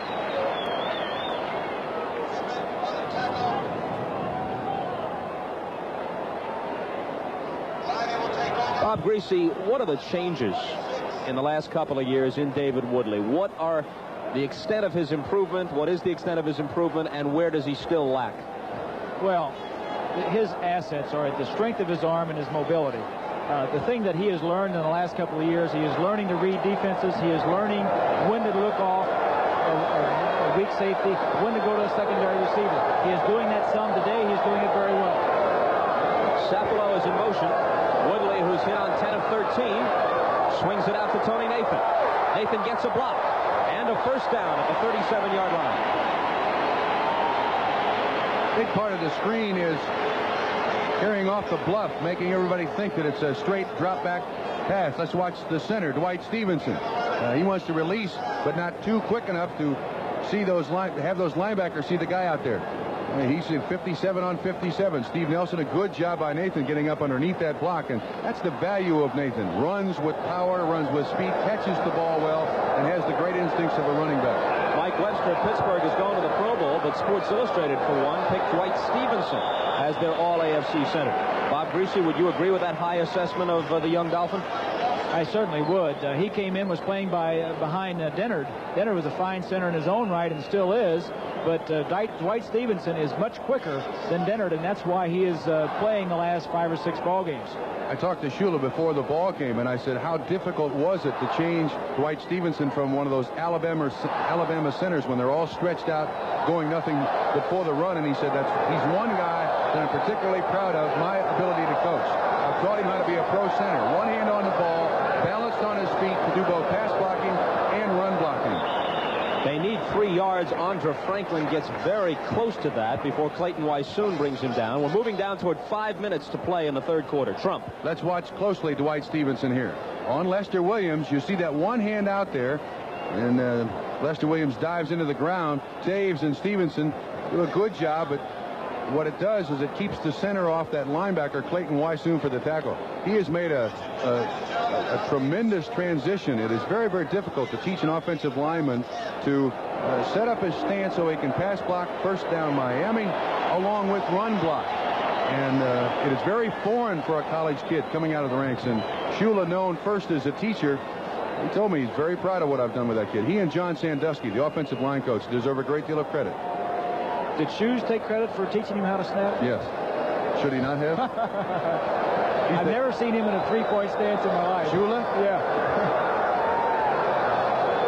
he was a slow defensive back, and whenever they called the coverage, he says, "Send them my way. I need help." Franklin carries on first down and gets into New England territory at the 49 for a gain of 4. Wysoon again involved on the tackle. Bob, if I may make another comment, one of the things that helps Dwight Stevenson are the people that play next to him. Bob Kuchenberg, number 67, the last vestiges of the great Miami Dolphin teams, of which Mr. Greasy was certainly a big part of. He is one of the all-time great players. Gone from rags to riches, began playing professional football at the Continental League level, and has for his entire career been recognized in the NFL as one of the premier offensive linemen in a game. Woodley finds his target, Vigorito. Vigorito is at the 18-yard line before being stopped by Mike Haynes. And Bob Greasy, I imagine you would point to that as an indication of Woodley's maturing and his improvement. It's a little play action. The coverage took away his primary receiver. He bides some time, throws it over Nelson. It's a good catch by Vigorito. They've been in that formation several times today. They've always gave the coverage towards Vigorito, and that time they didn't, and he got open for a first down. Would you not say, Bob, that in a lot of instances a young quarterback would panic, put it under his arm, and start running as opposed to going for the reception? His first year, he would have done that. Yeah. I misspoke on the spot. It's at the 25 rather than the 18. Now Franklin runs it to the 18 as a flag goes down.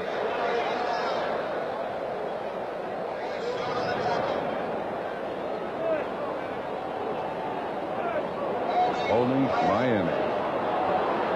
A rare penalty against the Dolphins. Cephalo carries a play in from Shula. Now, you noted in the first half that if Strock is the quarterback, he calls his own plays, right, Bob Greasy? Yes, he does. Of course, Don Shula has a good grasp of the game plan and will call the plays as he sees fit and the timing that he sees needs to use them. Strock, on the other hand, will use the same plays on the same game plan, but not necessarily at the same time Shula would call them. But he's more of a pass first, run second type of guy, and not necessarily use the same plays, but uses the plays that he thinks will work the best. He has the advantage of sitting there and watching and seeing what plays are working, which plays aren't. First and 20 from the 35, the draw to Franklin. For 6, perhaps 7. George Crump on the stop. Bob Greasy, may I ask you a question, too, on Don Shula? I think it's highly unusual that a guy is responsible for the offense is not on the headset to the guys upstairs in the booth. He's standing there in his own thoughts. How does he make contact with the people upstairs? The man right next to him, John Sandusky, the offensive line coach right there in your picture, is in contact in the booth where I was last year talking to him. And if he needs any information as far as what are the defense doing, that is given down to John Sandusky and is relayed to Shula. Second down, 14. Inside 3 minutes to play, third quarter. Woodley rolling and finding his target. The reception is good by Cephalo inside the 15-yard line. Bob Costas, I think we've seen David Woodley at his absolute best this season. This is a timing play. He reads where Cephalo is going to break. This is experience between quarterback and receiver. The ball is on its way before Cephalo turns his back. It is on the money. It is low. It can't be intercepted. Nothing but positives there for Woodley. We'll watch the old man of the Miami Dolphins, Bob Kuchenberg. Whoops. Hey, Cooch. Watch out there. Placement of hands. The reception by Cephalo gets them the first down at the 13-yard line. Franklin, the lone setback. He gets the ball. And 4, maybe 5 yards. the initial point of contact is seldom where Franklin winds up going down. One of the few times that they have run the ball to the left today. They have concentrated on the right side of the offense. Unofficially, David Woodley, 13 for 16, 222 yards and a touchdown. Outstanding. Has not had one intercepted either. Look at that. Is that something? 64-10, although I'll tell you what, the New England Patriots have only allowed 13 points scored in the third quarter. And that's the only quarter in which they have not been outscored, the third quarter. Second down, and we'll call it 6. The fake to Franklin. The toss to Rich Diana, the rookie from Yale, who handles the ball for the first time and is down at the 5-yard line. It appears to be short of a first down. By that much, says Rich Diana. They're generally long. I have another question for Bob Greasy. This team, more than any other team in the NFL, uses a great number of players. How does he keep all those players' minds in the game, Bob? I thought you were going to ask me how does he keep track of all the players, and I would have said I don't know, because he's a master on the sideline of getting the right players in the game. We're sitting here watching hordes of players run in and out, but he has a knack for knowing what he wants, and he does enough things not to type himself for any formation. 3rd and a yard. Andre Franklin gets it. 1st and goal. Andre Franklin is closing in on a 100-yard day. That was his 19th carry, and unofficially he has 95 yards.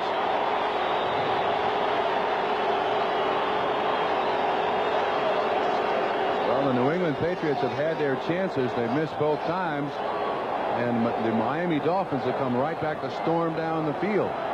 Once again, the same thing I said about New England, I say about Miami. In this situation, protect the football.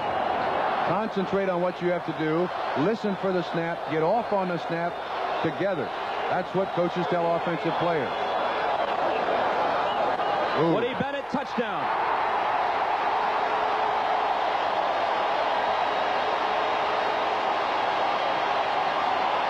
That was very, very close. Bob Greasy, did you notice? Woodley made a full turn.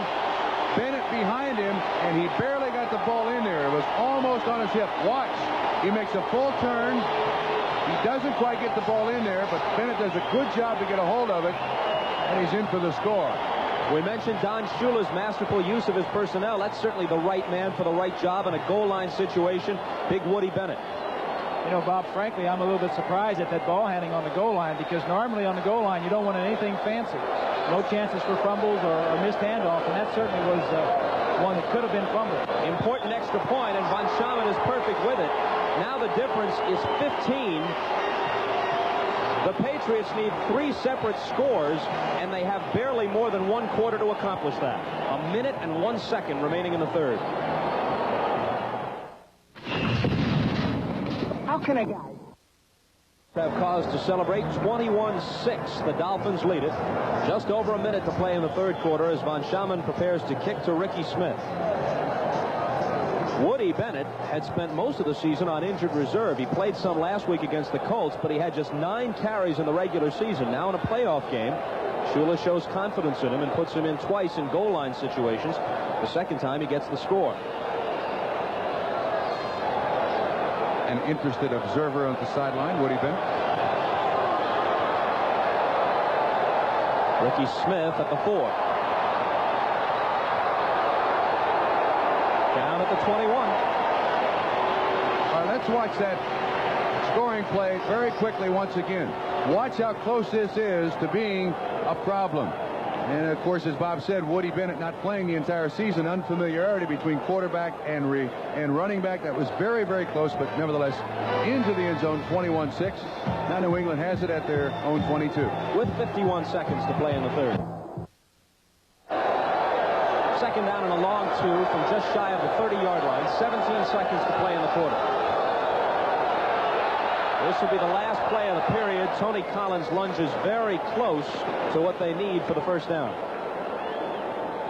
Interesting choice. Down 21-6. Still running the football. There's George Crump, who replaced the injured Kenneth Sims at left end today for the Patriots. At the end of the third quarter, 21-6 Dolphins. We'll be right back after these messages from your local station.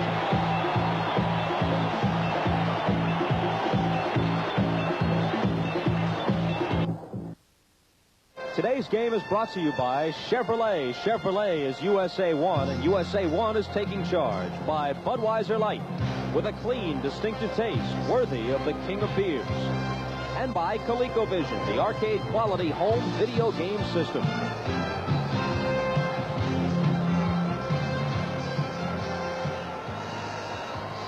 There are the numbers on the Dolphins scoring drives. They have 20 first downs today to 9 for the Patriots. I was going to make the comment that it's been a pretty efficient Miami Dolphin offense today.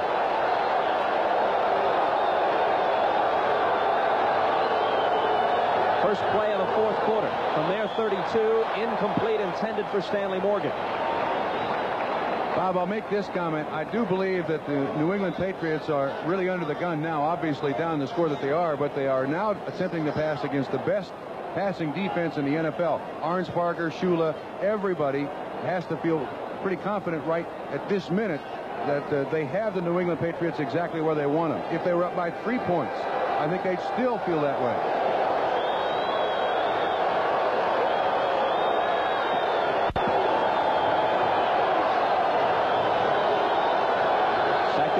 From the 32. Grogan took his time but couldn't hit his target, who was Ken Toller.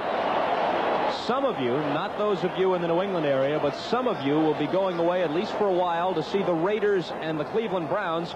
And so now let's take you to Los Angeles. And welcome to those of you who had been following the Browns and the Raiders. Here we've got 12 minutes and 35 seconds remaining. We're at the Orange Bowl, where the Dolphins lead at 21-6 over the Patriots. It's Miami ball at the New England 33, and a big hole for Tony Nathan. First down at the 17 of the Patriots. And unfortunately, they are once again running right at George Crump. 91. He has switched ends, but they've kept track of him, and we don't want to downgrade Mr. Crump, but that's exactly what they're doing. Kuchenberg and Giesler on that side now on Crump 91, and it's a mismatch.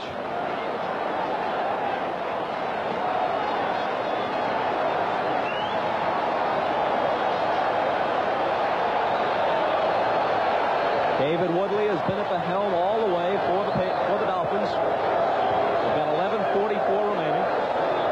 Andre Franklin, he's over 100 yards now, as he smacks down to the 15. The Patriot bench, Trump. As you look at the Patriot bench, Bob Greasy, I've always felt that playing down here in the humidity in November and December was a tremendous advantage for the Miami Dolphins. They're used to it. They're here every day.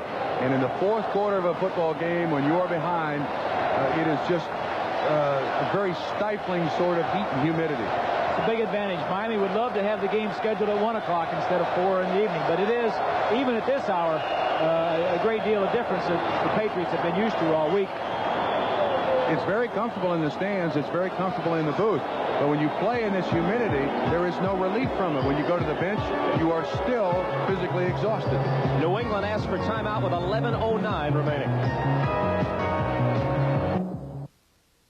On two key offensive performers for the Dolphins. Andre Franklin, 21 carries for 100 yards on the nose.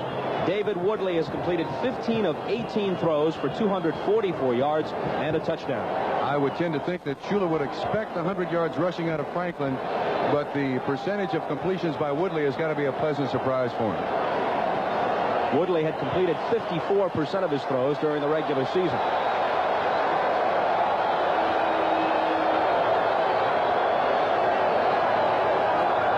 Second and 8 from the Pats 15. Oh, he's Nathan gone. around the right end. Weissoon runs him down, but not before he crosses the 10-yard line.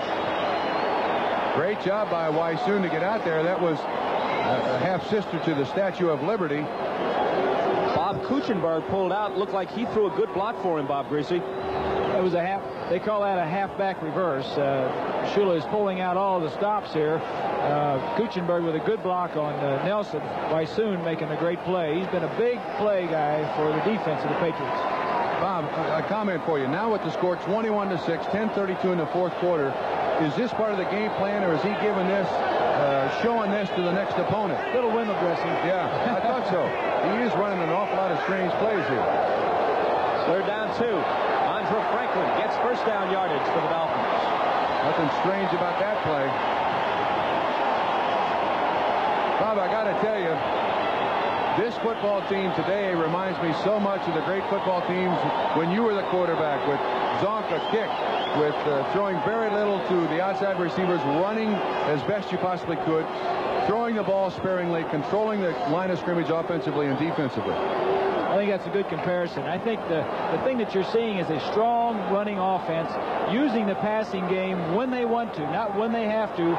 Then they're moving the ball around. He's using a lot of people, a lot of substitutions, and he seems to be able to do anything he wants to at any time. Bob Greasy, what are the similarities between Andre Franklin and Larry Zonka? I think they're big, strong fullbacks. Neither one of them catches the ball very well, and they both run the ball very well. But Zonka never fumbled. Franklin Zonka didn't fumble very often. Yeah. I'm surprised that Franklin fumbled twice tonight. He hasn't fumbled that much all year. First and goal from the Patriots 6. Woody Bennett, who scored a touchdown earlier, gets 4 down to the 2.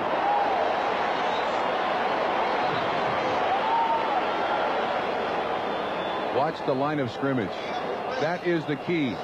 It appears to me, look at Taves, just pushing him around. Hardy doing an excellent job.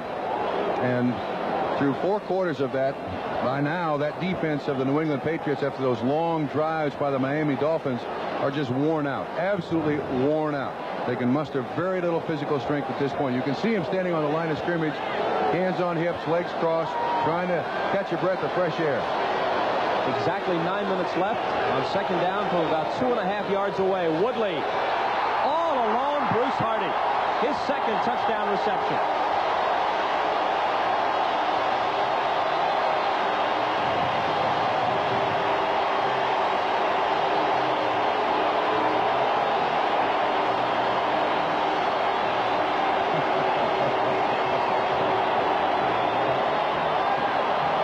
Now, Bob, you see the value of a good running team. Faking the handoff to Franklin up the middle. The linebackers have to respect that. And Hardy just sneaks out there like he came in from the southeast gate. When you can run the ball with the effectiveness that the Miami Dolphins have today, those linebackers on the defense, they have to be at the line of scrimmage protecting against the run. And Woodley is very good at deception. Hardy wide open. Von Schamann for the 28th point, and there it is. Miami's domination of New England continues, and as we mentioned earlier, as the playoffs continue, they've got the home field advantage against any AFC opponent except the Raiders. Atmosphere at the Orange Bowl, and why not? More than 73,000 people here, and they have seen what they came to see. 28-6 Dolphins. Look at those drives. Boy, that wears the defense down. We have Tom Oros of the Miami Dolphins unofficially with just 1 punt on the day for 51 yards. That shows the offensive dominance of the Miami Dolphins. Von Schamann booms it into the end zone, and Ricky Smith decides to stay right there.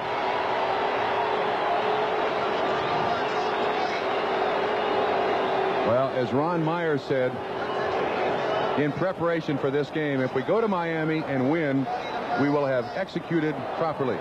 If we go to Miami and lose, we're a lousy football team. Unfortunately, that basically is the truth.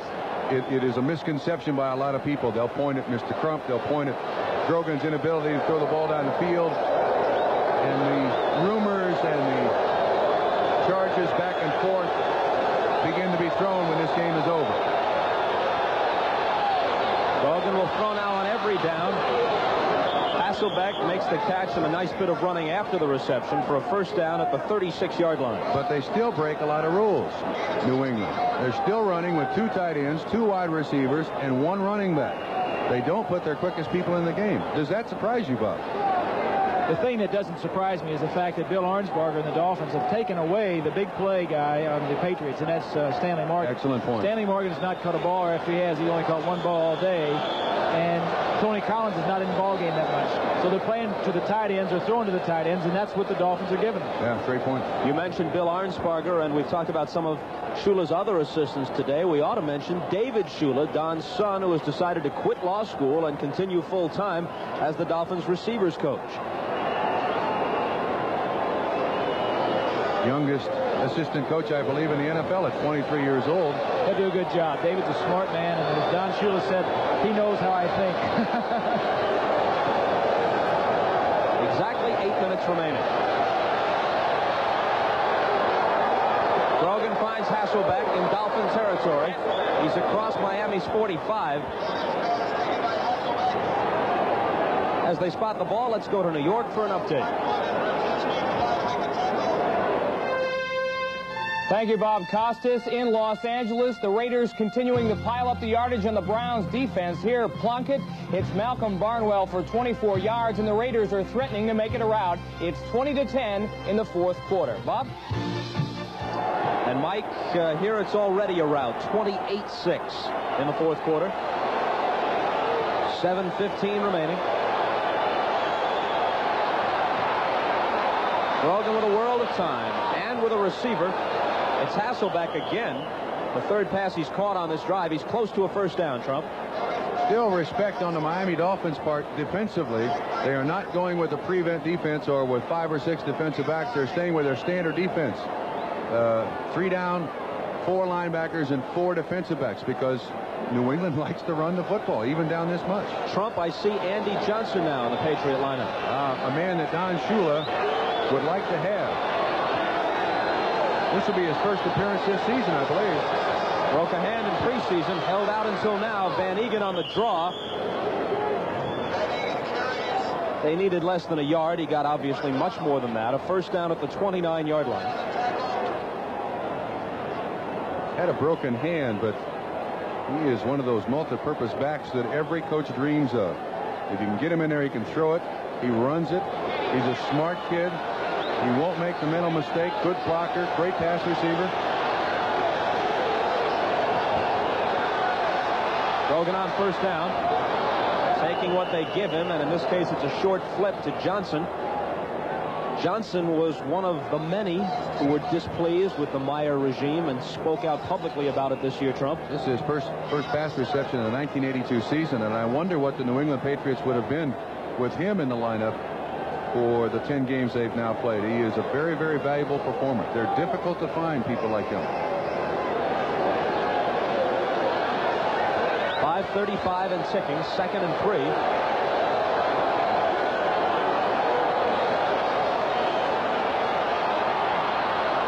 Hasselbeck.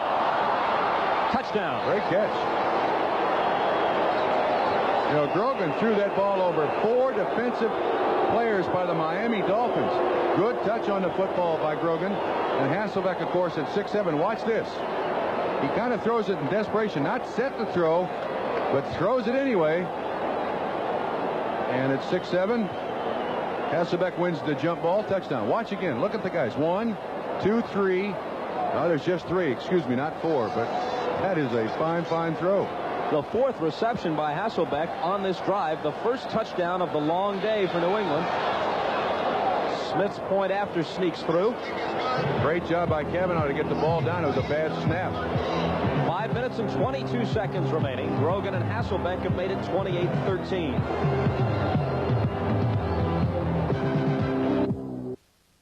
We're looking here at about a 100% likelihood of an onside kick, Trump. I would think so. John Smith is very adept at it, too. The hands team for Miami at the New England 45. The ball must travel 10 yards. They go with the shift. Miami moves a bit along with them. I don't know if that went 10 yards. It didn't. Out of bounds, and it will cost the Patriots 5. And they'll do it again.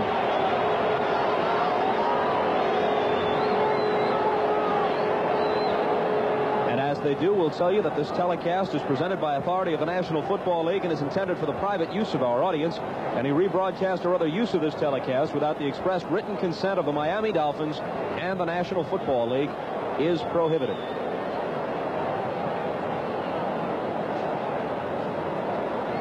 Frank Hawkins just scored for the Los Angeles Raiders to score that game now 27-10 over the Cleveland Browns. And to this point, all of the home teams have won in the games in both the NFC and the AFC today. They bill it as the Super Bowl tournament, considering the shortened season and some teams with losing records involved in the playoffs. Some cynics have dubbed it the Pseudo Bowl tournament.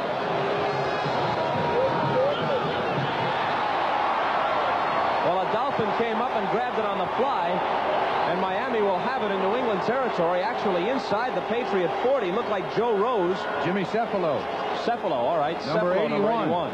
He got a good bounce. Watch this thing. It comes right up to his chest. As the special teams coach for New England, you hope that it doesn't get up that high. He still makes a good grab as it dives to the ground. Jimmy Cephalo out of Penn State.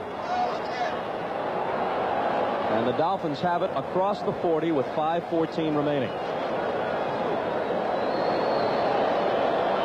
It's too bad Kenneth Sims got hurt for the New England Patriots. I think it might have made a difference in this ball game. You know that? Tommy Nathan keeps on churning and gets 6. By the time they snap it again, there'll be less than 5 minutes remaining as we check in with New York. Thank you, Bob. It appears that the Los Angeles Raiders have just too much talent for the Cleveland Browns here. Frank Hawkins comes off the bench and scores from 1 yard out, and now the Raiders lead the Browns 27-10 in the fourth quarter. Bob? All right, thank you, Mike Adamle. We've got 4 minutes and 38 seconds remaining here.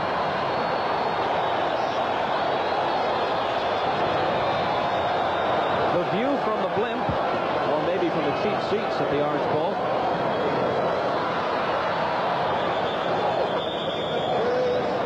Julius Adams makes the tackle on the carry by Andre Franklin, who adds to his total, which already exceeds 100 yards. It'll be 3rd down and 1.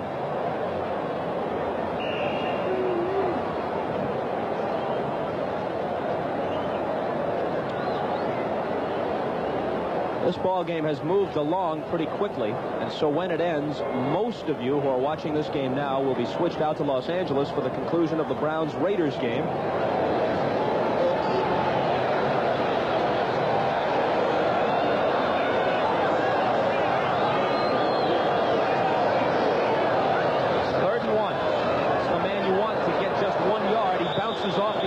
Hit, and depending upon where they spot it, he might have the first down. The elephant backs again. Bennett and Franklin.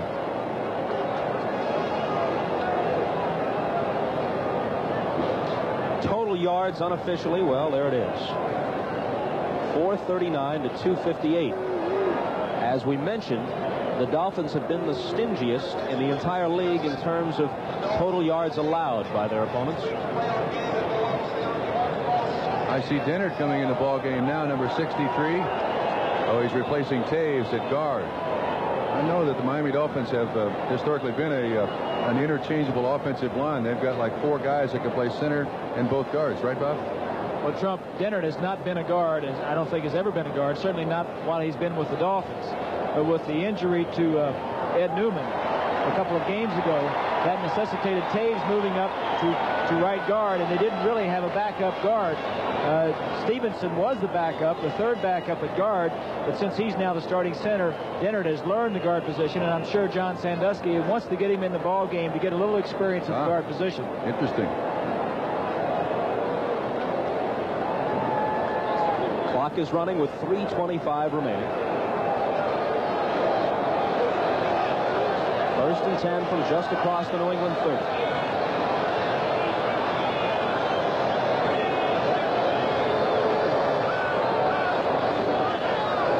Franklin again. 6 yards on 1st down. Great job by Stevenson. Did an excellent job at the point of the run. He has played outstanding football, and when an offense can gain as much yards as it has rushing today, the center's got to get an awful lot of the credit, because by controlling that nose man, he can free up one of the other guards to take on the pursuit linebacker. So the guy from the backside can't go to the strong side and make the tackle. Stevenson has been able to handle all of the nose men Luther Hinson now, Lester Sims before, almost by himself. The 2-minute warning will probably follow this play. Ball popped loose as Franklin went down. Who's got it?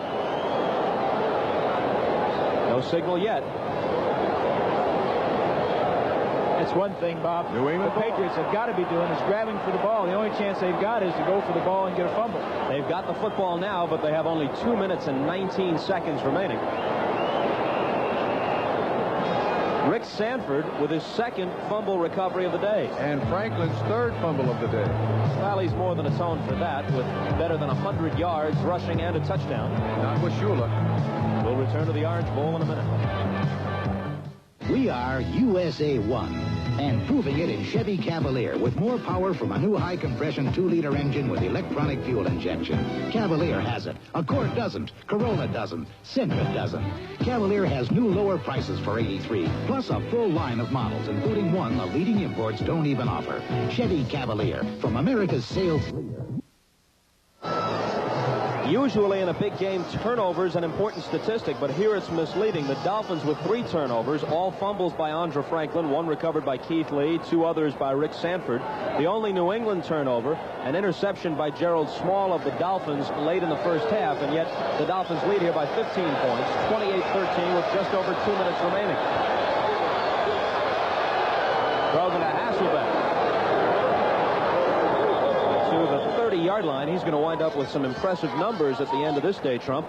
Hurry up offense, and I believe Bob Greasy made the best point of the day when he said that Miami has managed to keep the New England Patriots' best offensive threat pretty much silent. Stanley Morgan has not had a catch today. Unofficially, I don't believe he's had one that counted. And now some hard feelings down on the Orange Bowl turf. We've reached 2 minutes to play. There's a penalty marker on this play.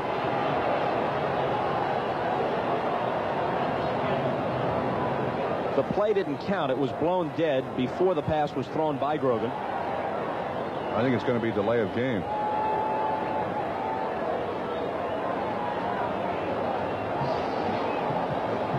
Oh, the 2-minute warning. The 2-minute warning hit before they could get the play off. That's exactly right, Trump.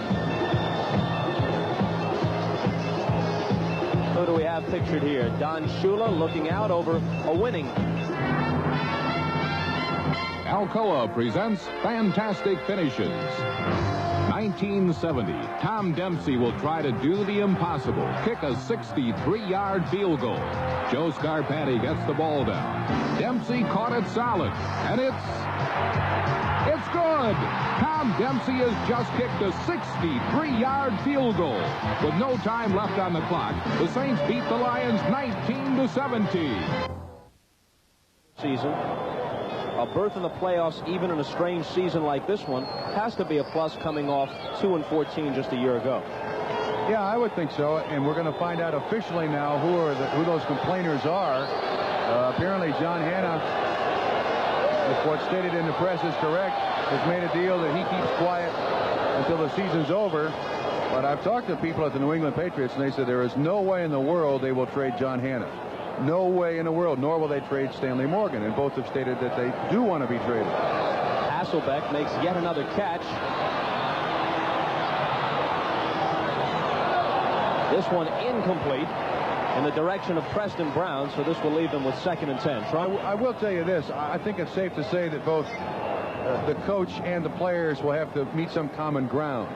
I mean, they have won, and if there is some dressing up to do for the offense, that of course is Ron Meyer's responsibility. But I remind you of the fact that until this year they'd been under the same system.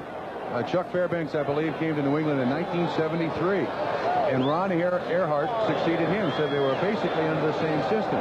This is the first year under Ron Meyer's system, and they're 5-4, as you said. There are some real positives. Tipped and intercepted. And here's the lateral to Fulton Walker. It was intercepted by Don McNeil, and then Fulton Walker, who was in as an extra defensive back trailing the play, got the pitch.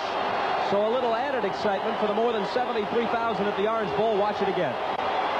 You know, a lot of people have asked the question, why is the Dolphins secondary and defense #1 in the National Football League? I think it's for two reasons. Number one are the intelligent players that they have. The Blackwood brothers are not great athletes. They are very intelligent. Brzezinski is very intelligent. They do it with their smarts. Secondly, Bill Arnsparger is letting them be more aggressive this year. In the past, they've sat back and been passive. This year, they've been more aggressive, put more heat on the quarterback, and they're coming up with a lot of interceptions. We'll return to wrap it up in the Orange Bowl in just a minute. We are USA. Of it, but this pass, Paul McDonald to Dwight Walker, is ruled incomplete. Now we'll be joining the Browns-Raiders game at the conclusion of the New England-Miami contest. Bob? Thank you, Mike, and we're a minute and 23 seconds away from that conclusion. Miami now will sit back, wait for tomorrow's games, and try and figure out who they'll be playing next week. Tomorrow on NBC, San Diego, Pittsburgh, the Jets at Cincinnati. Here's Woody Bennett.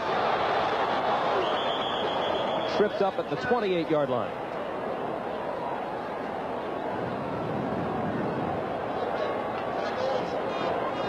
We'll move inside a minute before the next snap.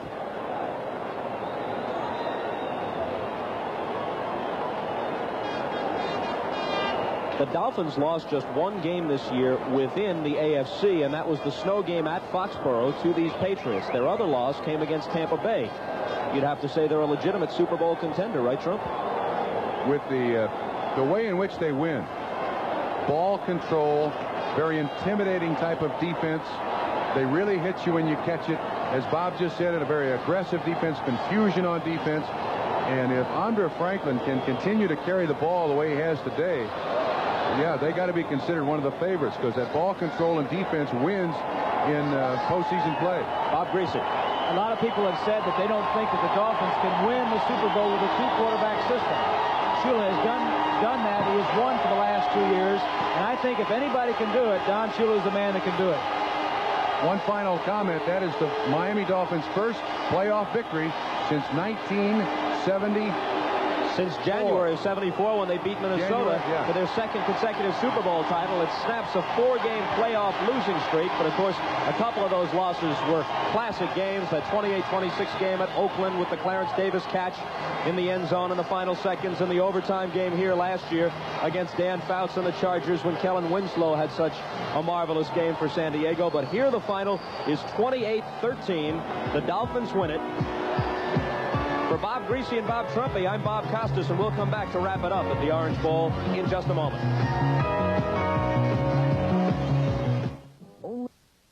In just a few moments, we'll be switching you out to Los Angeles to see the conclusion of the game between the Browns and the Raiders. But before we do that, let's go to the folks in New York at NFL 82. No blower. And you said after that game that Don Shula's not going to forget that. Now, you were at the ball game in the Orange Bowl. What happened? He didn't forget it. You know, it's customary after the ball game is the head coaches go to the middle of the field. They shake hands and wish each other well. Well, the Miami Dolphins beat the Patriots pretty handily in that ball game. There was one thing that was absent at the end of that game. As you look to the middle of the field, there was no Don Shula. There was a Ron Meyer. Shula was in the locker room. There was no way that he was going to go out there and shake hands with Ron Meyer. The guy has a memory like an elephant. He doesn't forget, and it's going to be a long time before those two guys get together. When you watch Shula on the sidelines, there's no secret of how he's feeling. I mean, he displays his emotion right there. Not all coaches are that way, though. I can think of Tom Flores of the Raiders. He's been voted the Detroit Lions were hoping to find a place in the sun last Saturday, but in a Super Bowl tournament contest at Washington's RFK Stadium, the only thing that beat down upon them was the Redskins' defense.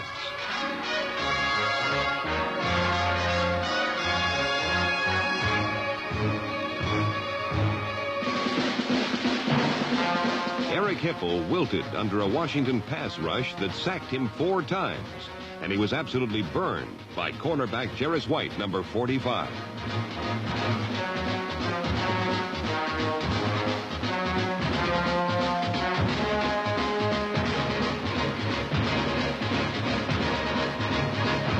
White's 77-yard interception return got the Redskins on the board midway through the first quarter, and they never had to look back, thanks to the passing combination of Joe Theismann and 5'7" Alvin Garrett.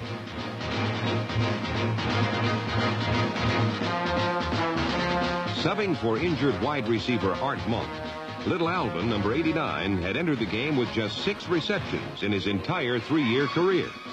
Against the Lions, he equaled that total while scoring on 3 of those catches.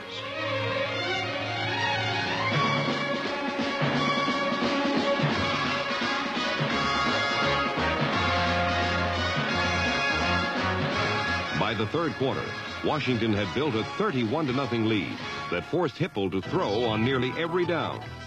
Only once did his desperation passing pay off.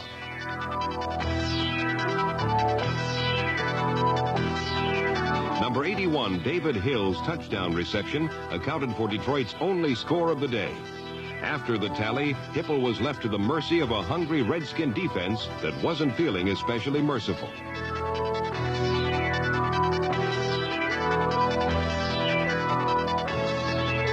Thanks to their easy 31-7 victory, the Redskins will get a chance to radiate the same kind of power against Minnesota this weekend, while the Lions were left with anything but a sunny disposition.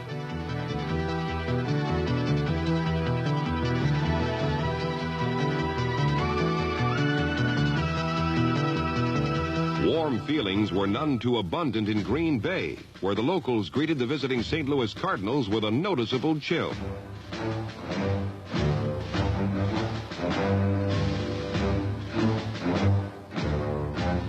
The Cards responded with a few snowballs and actually registered more direct hits against the fans than they did against the Packers.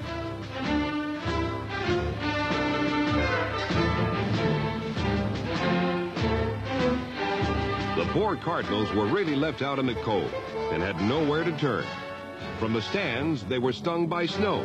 From the field, they were pelted with passes.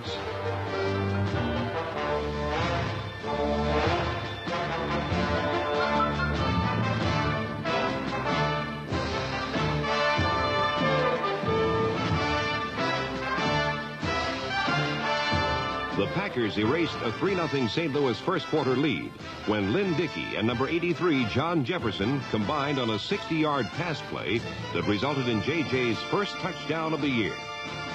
After Jefferson slapped hands with the spectators, the Packers continued to smack the Cardinals around as Dickey went looking for the other member of Green Bay's dangerous duo of wide receivers, James Lofton, number 80, and found him all alone in the end zone.